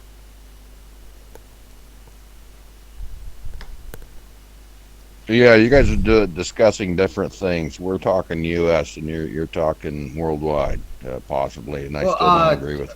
25,000 died in the U.S. in 30 days. Okay, well there you go. Up to 65,000 people died in the U.S. 25,000 times 12 is about 300,000. That's 4 times more deadly than the common flu as of now. Dude, I In don't want to be regards, that guy, but they're dead, man. They're dead. Move on. in regards to that, you have to understand that the virus hasn't been in the U.S. At least officially for any more than a month or two. January, but Well, no, they say the first case was in somewhere in February, but even then, I mean, February, March, we're in April, right? So that's February, March. That'd be 2 months. So say it started in February, right? That'd be 2 months, almost going into 3 because we're in the middle of April now. So you have to understand that the numbers are not going to be as astronomically high as the flu yet, and I think that they will get that high, in my opinion. Also, in that regard, the U.S. actually has the weaker strand, which is the original S strand. So that's according to a study that was done. So we might not get that many deaths, or we might, and we don't know. And these projections that they're putting out is all pure speculation of them saying 100,000 people or 200,000 people are going to die. It's all speculation. There's no solid I backing read for where that. No. I didn't say speculation. I'm talking about what was recorded between March 15th to April 15th. That's what was recorded. And that, yeah, okay. So in regards to that, like the month isn't even over yet, so we don't even know. You can still. I mean, You can see data points. You can go back 30 days from today. I mean, it's charts. You can do it very easily and see these. No, I get what you're saying, but still, I mean, it's not hasn't reached the flu numbers yet. But in regards to that, it won't until time passes and see how things go. With the U.S. having the original strain, it's not as strong as what's in Italy and what's in Iran. Well, I just read a report that we have 3 strains. It seems that some parts of the country have the original strain. New York seems to have the same strain that Iran has, that deadly strain you're talking about. That's why there's that many more deaths in New York. At least that's what's been written. Well, the study that I read said that the U.S. has the original S strain. I have a data map. I'll send it to you so you can look at it. It lists each state and which strain they think is in it. You can take a look at it. That's interesting because originally the reports were that there was a woman from Chicago that had traveled to Wuhan, China, and she brought the virus back with her and infected a lot of people in Chicago, and that's one of the big center points where it started to spread. Yeah, the 2 big center points, like you said, one was Chicago and the other was New York. And they believe actually that Chicago is going to get worse from what they say. But again, it's all speculation. It's not like they're basing it off of some type of data points, right? But it's all speculation. So they have identified a few different strains of this in circulation. Yeah, they're calling it A, B, and C strains here in the United States. I'm looking for the map right now. I'll link it to you so you can take a look. it started doing the Wuhan war games that they had, where all the people were there from 100 different countries back in late October, and then it got sent out from there. Event 201, I think it's called, or something like that. No, that was the prediction that was going to happen, and that was by Bill Gates. But they had Wuhan, and in Wuhan they had war games where they had people playing sports from all over the world. Right, but the thing is, in regards to that, the virus, as I've just explained in the first part of this, is that the virus's genome matches the genome of a modified SARS virus that a researcher, Shi Zhengli, created in a lab in 2015. So it Yes, and has then they also introduced an AIDS partial of genome into HIV. Yeah. and they ended up originally Australia back in January is when they identified two unknown reasons why genomes were introduced, and then they've now found that there's four now that they've been able to. Yeah, it has 4 sequences. It has 4 genetic sequences that were inserted into the virus's S protein of HIV, and that's why I said that this is a dangerous virus. And it's seen by videos that we're getting all over the world. I mean, it just matters again what strain is in each country, because, like we've said before, we don't know the RNA um, decoding structure of kind of how this virus is operating, and because of that, we don't know if the HIV in the S proteins are activated in all the strains, or if the original strain doesn't have it activated. We don't know any of that information. That's interesting because I had read something that said that it behaves like HIV in that it bonds to the cells, and they were using HIV drugs originally to treat it because it seemed to be effective. Aside from that, who else here thinks that this virus is being used politically because of the way that they responded to it militarily so far? I have to say I gotta agree because I don't know. I got invited to this website here just recently because I've been doing a lot of research on it. But if you look at it, it affects males, people with type A blood, and anybody who is smoking. It doesn't always affect the alveoli. It can always affect the bronchial tubes, and there's quite a few other things that it affects specifically. Well, from what they're finding out, the virus actually can affect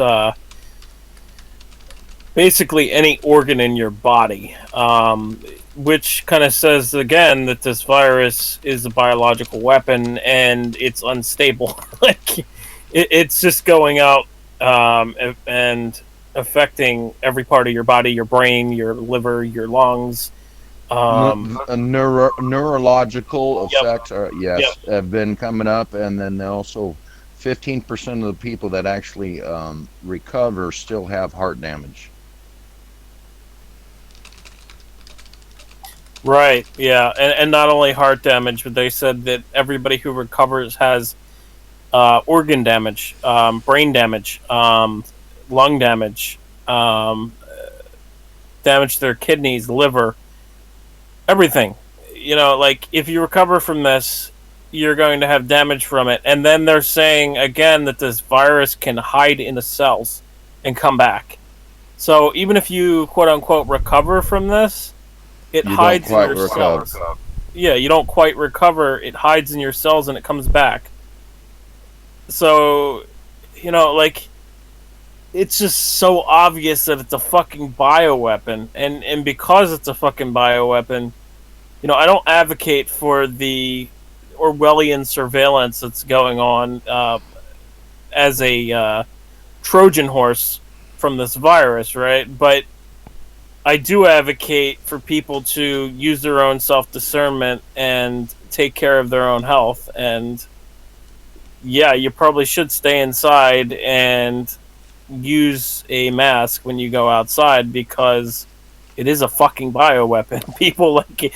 It's so obvious that it's a bioweapon. It affects every part of your fucking body randomly. And it has so many symptoms that, no other virus in known history has had all of these symptoms.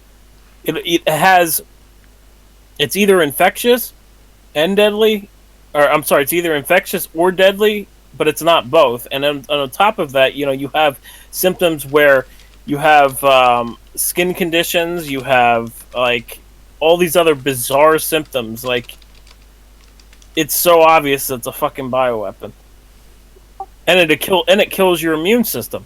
So first it kills your immune system, and then it starts attacking every organ of your body randomly. So, do we know for sure that the strains in circulation in the U.S. are different from the strains in circulation in Iran? Because Iran seems to be more harder hit by this. I mean, I've seen the graves that they're digging to bury the people, and they let so many people out of prison over there.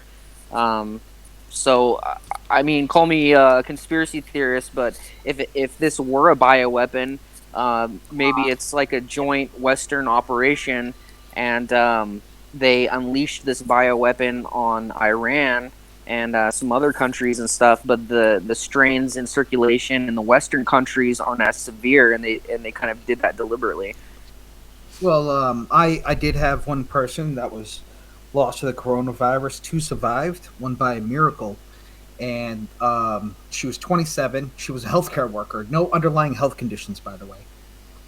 They refused to give the ashes to the family. She's probably buried somewhere with toxic waste. That's something they wouldn't do unless it was a biohazard.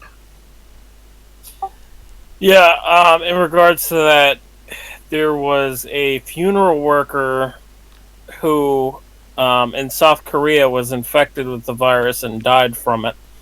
And they've now said that the bodies that are infected with this can infect when they're dead. And again, that wouldn't happen unless the virus was a super virus that was created in a fucking lab.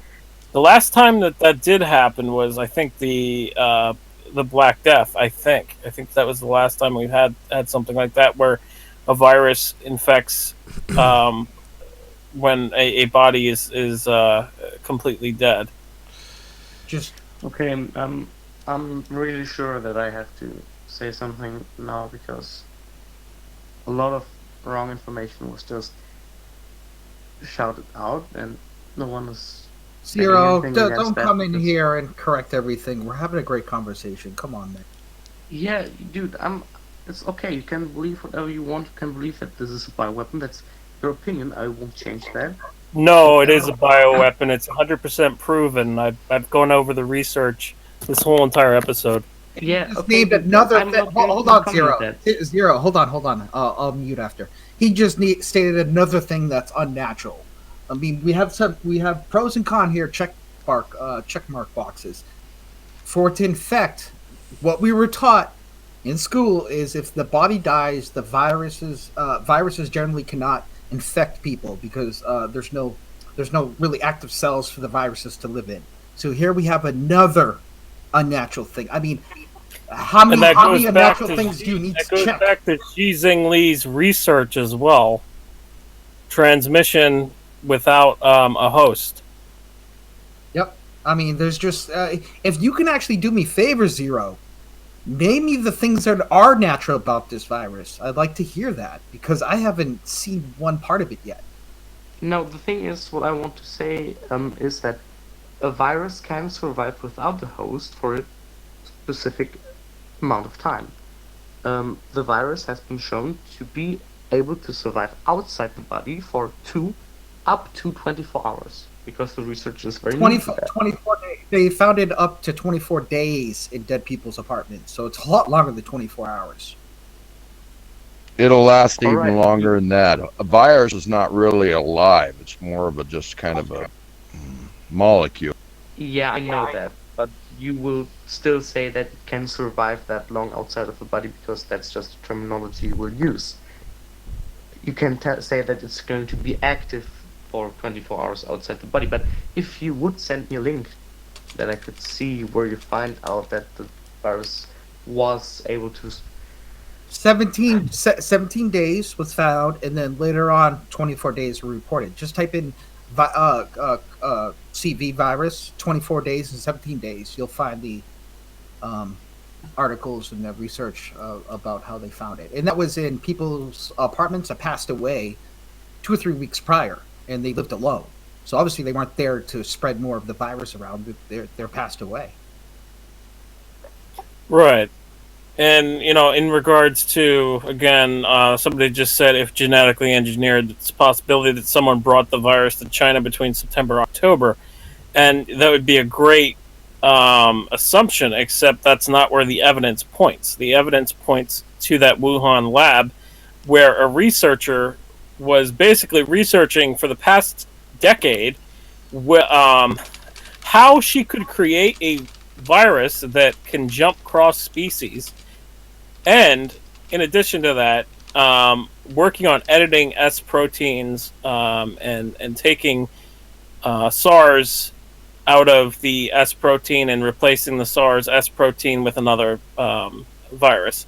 So, the evidence points to China.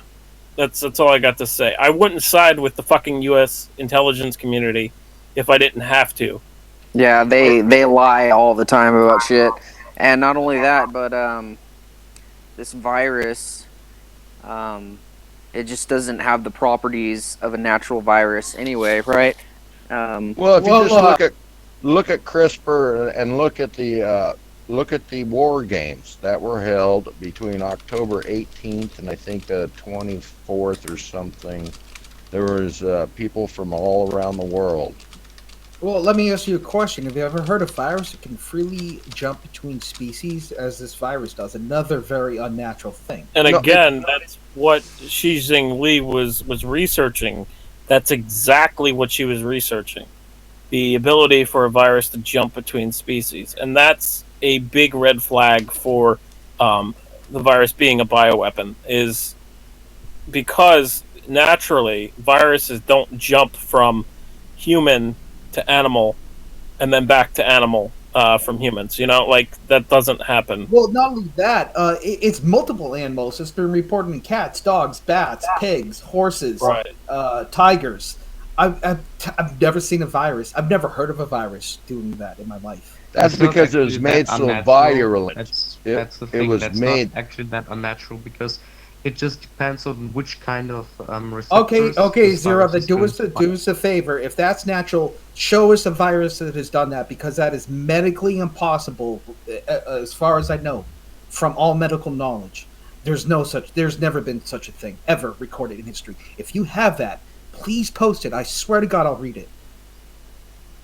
Well, it is a fact that a lot of these disease centers study viruses and they combine viruses together to see what they can create. I mean, just to study them, just to do things with them for research purposes. Yeah, I've written several articles in regards to bioweapons and discussing how the U.S. Works on bioweapons and how they should shut down these labs because they're dangerous. And in regards to that, there's somebody who said something about Francis Boyle, who said that Francis Boyle said that North Carolina was where the virus was bought in a high security lab, and then it was shipped to Wuhan. Now, that could be true. I don't know. I don't know where that comes from. In regards to that, I know that China was working on smuggling coronaviruses out of Canada, out of the U.S. Yeah, they also For the past list couple years. List Harvard as one of its backers, and how many would they arrest? 4 people for virus leaks from Harvard. Charles L. I forget his last name. Begins with an L. Right. Well, before you answer that, I'd like to say that I think about 6 years ago now, they caught. Well, there was a Chinese researcher that was detained in Detroit on the border of Canada, right there. There are several Canadians busted for it.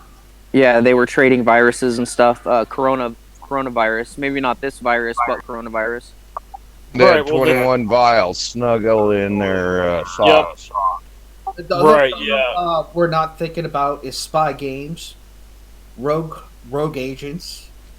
I mean, it might not necessarily be even China's fault. They could have had a spy get into that lab and have orders from freaking Estonia to release it. We have no idea. Yeah, I mean that would be great again, but again, the lead researcher of Wuhan's virology lab, she was working on all of this stuff. That's the thing. That's like the big smoking gun here is that her past research papers literally detail a blueprint for this virus, and then the virus itself matches the genome of her created chimeric virus, where she took SARS and replace the S protein.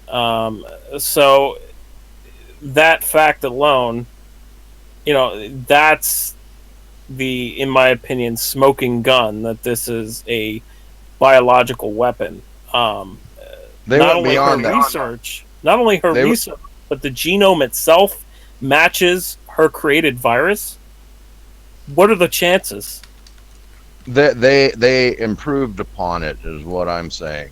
It was definitely improved upon what she originally wrote. Oh yeah, absolutely it was. But the thing is, like, the S protein and the E proteins match that virus that she created. So, that doesn't happen by accident.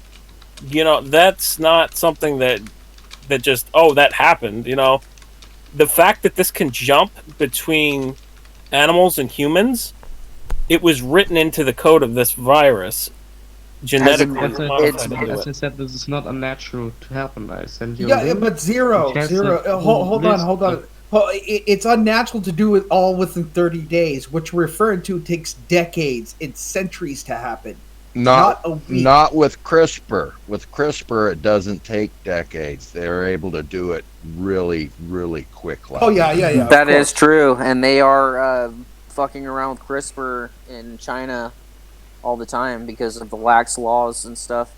But Well, the thing is, you cannot use CRISPR-Cas9 to change the genome of an RNA virus because you use CRISPR-Cas to change the the I think DNA that I structure think in zero, cells. zero. I think they mean CRISPR-like technology. They're just using it as a synonym.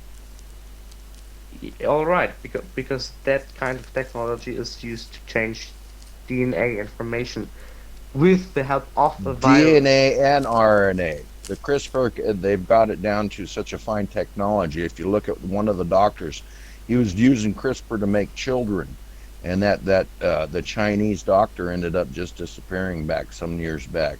If you think about it, if you want to, look focus on. Let me just read this, since he wasn't here earlier. Since the SARS outbreak in 2003, Xi Li has been conducting research on coronaviruses. From 2010 onward, the focus of Xi and her team was redirected to identifying the capacity for coronavirus transmission across species, specifically putting the spotlight on the S protein of the coronaviruses. Her team's research in the Wuhan virology lab looked into the part that can make coronaviruses transmittable to humans. In June 2010, a team including Xingxing Li published a paper that described research to understand the susceptibility of angiotensin converting enzymes to ACE2 proteins of two bat species to the S protein of the SARS virus. In the experiments, they modified key amino acid codones to mutate the bat's ACE2 to examine compatibility with the SARS S protein, not SARS-2, SARS S protein. This paper demonstrated their awareness of the special relationship between the S protein and the ACE2 receptor. It also signified that she had unearthed the passageway for coronaviruses into human bodies. In October 2013, she and her team published a paper in Nature. They claimed a breakthrough in coronavirus research. They successfully isolated 3 viruses from bats, one of which had a S protein that integrated with human ACE2 receptors. This effectively demonstrated the direct human infection of SARS like viruses to humans without the need of an intermediate host. Then in November 2015, she and her team at the Wuhan Virology Lab once again published a paper, this time in the British journal Nature Medicine. They discovered the creation of a synthetic virus, a self-replicating chimeric virus. This virus had the SARS virus as the framework with the key S protein replaced. by the one they had found in a bat coronavirus, she mentioned in her 2013 paper. This new virus demonstrated a powerful ability to cross-species infection. So what we're saying here is not that animal to human viruses are not common. It's the cross-species infection that is not common. Well, Um, Zero did post something about rabies, and he is correct. That is probably the closest virus that is species jumped. Right. Well, rabies, But that's happened over decades and centuries. This is happening within days. It's a big difference. Because we have CRISPR. Yeah, and also mosquitoes will spread this virus, especially now that it's been found to be 17 to 24 days later. And if it's jumping to pigs, cows, horses, cats, dogs, bats, and tigers, it's going to infect cows. And once that happens, it's in the food supply. And once it's there, it's going to mutate within them, and then it'll come back and get you, bud. So Well, not only that, once it gets in all these animals, forget whether it becomes 100 times deadlier or benign if it's a natural virus in the human body. We now have to worry about every single animal species on the planet. We're so screwed. Good thing I'm vegan. It also is going to affect workers that pick your vegan fruit. One person caught or a bird near it, or the. I didn't get to the. You like interrupted me. I didn't even get to the best part of this. Okay, so they infected mice with the synthetic virus, and they found that severe lung damage occurred, and that they could not find a cure for this virus.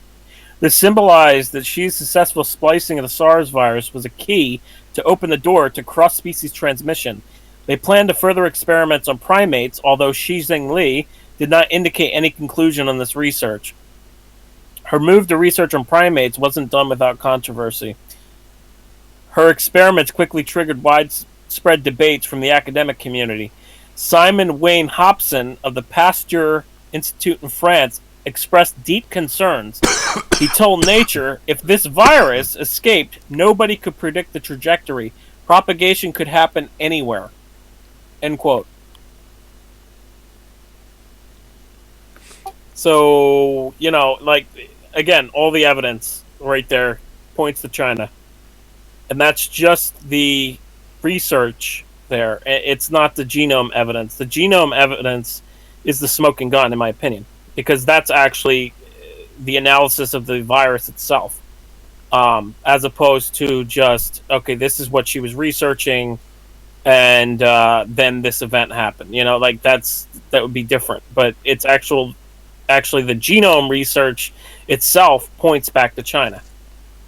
So, this is a real bad situation. That's all I got to say. Some of the technology may have come from Canada, from what the information they were trying to smuggle out. But also try and look up the doctor that ended up over there that disappeared, who was crisping babies for people. I remember that when they announced that they never released the kid's name. They just kind of announced he cloned a child. I remember that in the early 2000s. Yeah, but yeah. He made quite a few, and then all of a sudden they said, shut up, and he didn't shut up. He's like, listen, this is what I did, and all of a sudden he just disappeared. And then also another person that was dealing with the CRISPR, he ended up found dead in Africa. Oh, yeah. Really? I mean, this is China, where they have 8,000 prisoner executions, but they do 60,000 organ transplants a year. Yeah, and they're stealing all the organs from the Falun Gong practitioners. Because they got good, clean bodies, because they don't drink or they don't smoke and they don't do bad things. Yep. So this guy got disappeared, huh? Did they erase all of his records and stuff so there wouldn't be a paper trail, or? Well, people copy stuff, so you can still find it. Yeah, he was making babies, and then but yeah, there was another one that was able to get away, and he made it to Africa, and they found him dead in Africa here, I think back in September, October. How did he die? Because usually when they kill people, they're doing it to make an example out of them. I mean, if they really want to get rid of somebody, they just disappear them and get rid of all of the records to erase the paper trail so that no public information gathering can be done. I'd be interested to see how he died and where he turned up, or what they did to him. I mean, Well, I'm sure they showed it as an accidental suicide. oh yeah, but I've read stories about there was some whistleblower for the Patriot Act in the UK, and they found him with both his wrists slit with no blood on the ground and no blood in his body, and they still ruled it as suicide. So that's the Yeah, government. that's interesting. Usually, when they kill people, they kill them in a certain way to make a public example out of them, similar to how drug cartels kill people. There's a special way that they kill people. In different ways to make an example out of them. Didn't they Well, a find? lot of Didn't they find all the people who were investigating the Clintons? They found them like dead, killed on the beaches. A couple of the lawyers, and yeah, Yeah, well, I think Clinton's IT guy got found in a trash can in Washington D.C. that that Muslim guy company they hired that they were trying to bring him to court. The It, two I, brothers. it was her personal IT guy that ran her email server, I think. it depends on what cartel you're pissing off. Sometimes you'll get found with a red scarf hanging from a doorknob. Cartel was that? That meant you were narking them off for their. There's been several people just red scarf, neck hanging from a doorknob.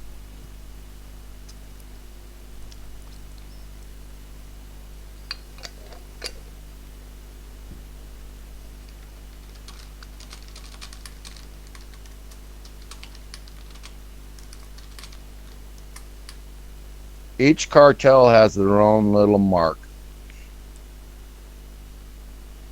12 Clinton whistleblowers, red scarf found hanging from a doorknob. Wow.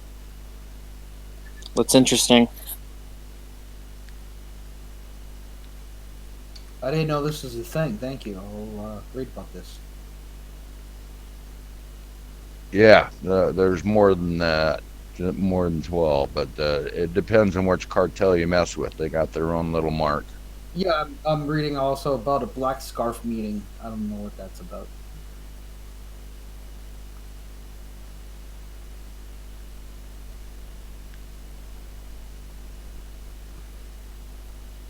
So this guy that was found in Africa, how exactly did he die? Can you pull up the information? What were all of the details on the? I'm doing this off a phone, so it's very difficult for me to try and pull things up. Maybe Google Africa. Chinese scientists found dead.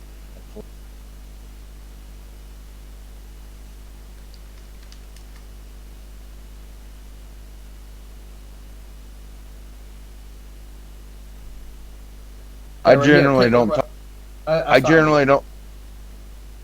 You found it? Okay, I'm just saying I generally don't talk much on but very small discords, but I have no problem disseminating information. You're not just broadcasting in this Discord, by the way. You're on like 30 different social media at the same time. We're live streaming this. They're live streaming this. Yeah, see, this is the largest one I've ever been on. Normally, that's just very small, the ones that I generally do.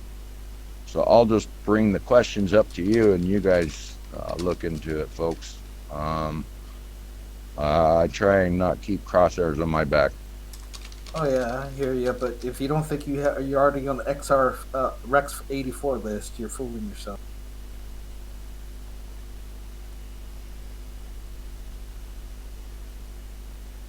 We're all marked with red scarves.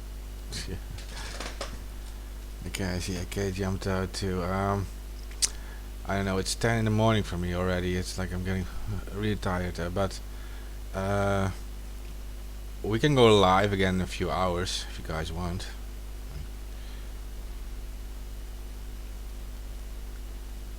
So what'd you find about the thing in Africa?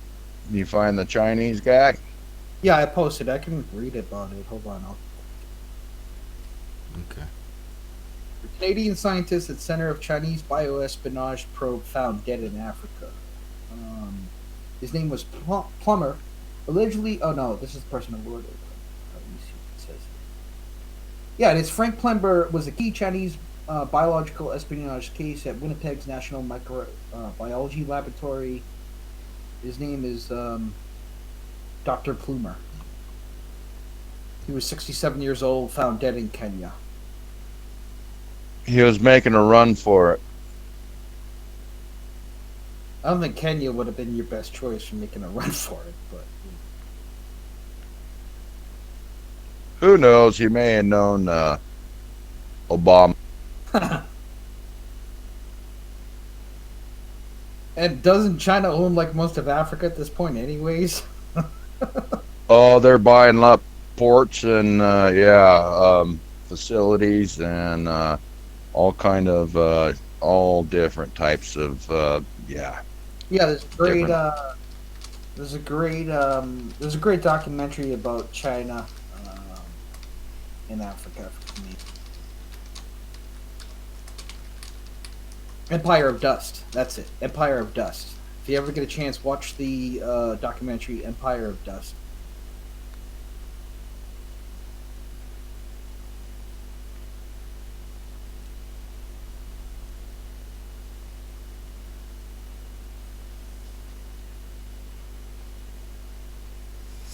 What happened to the conversation? It's so quiet now. Yeah, some left went to sleep, I guess. Okay, we'll just pick up on this later today. We'll do another broadcast.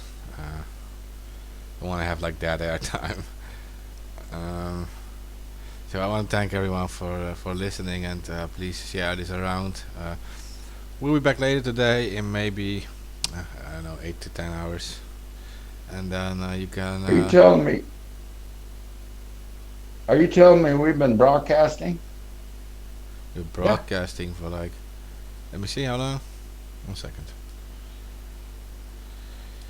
We were broadcasting for 2 hours and 18 minutes. Felt like 5 minutes, man. That was really entertaining. Thank you. Yeah, no, it went really well. I mean, especially at the start, you guys were like going off like crazy. Well, we have a lot of. I mean, this is our first plague. We're all scared. We have a lot of thoughts running through our head. I mean, it's understandable. No, nobody told me from the beginning we were broadcasting. I didn't know this. It's all right, Kodiak. Don't be scared. I'm gonna have Not to change scared, my. man. Now I'm gonna have to shave my beard and face, and I don't know. Damn, what's going on? Well, I'd be more worried about your voice ID print than anything. No man, It's all you guys are okay. fine. I've been sick lately, so it won't come out the same. You covered. You covered.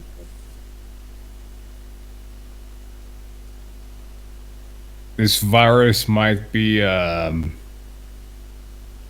dawn of a new age. The world needs it. Oh well, we're gonna be in lockdown for another 3 to 5 years, anyway. So Music is trash. Entertainment is trash. People are trash. Everything's trash. Fuck the world. well, Hard reset. One good thing is globalism just got pretty much destroyed forever, and you have to be happy about that. We can actually have our nation's borders again. It's gonna be awesome. Well, globalism will always be there because the internet now will always be there anyways. Globalism will always be there anyway. Yeah, but like when China threatened to withhold all medical from the UK and the United States, that woke up a lot of people about giving 80% of our medical manufacturing to foreign power. Thank God. And Okay, I'm not guys, scared of any of this shit. If I die, I die. I don't give a fuck. Just real quick, I'll cut down the stream. So everyone, thanks for listening. You can jump into the COVID-19 server on Discord. I'll post it below the stream now, and if we broadcast in 8 to 10 hours, then you can also like jump in the voice chat. I mean, it's open, so just say what you want on air. I'll cut this off real quick. You guys can continue to talk. If people wanna participate, then you can also just talk. And once again, thanks for listening.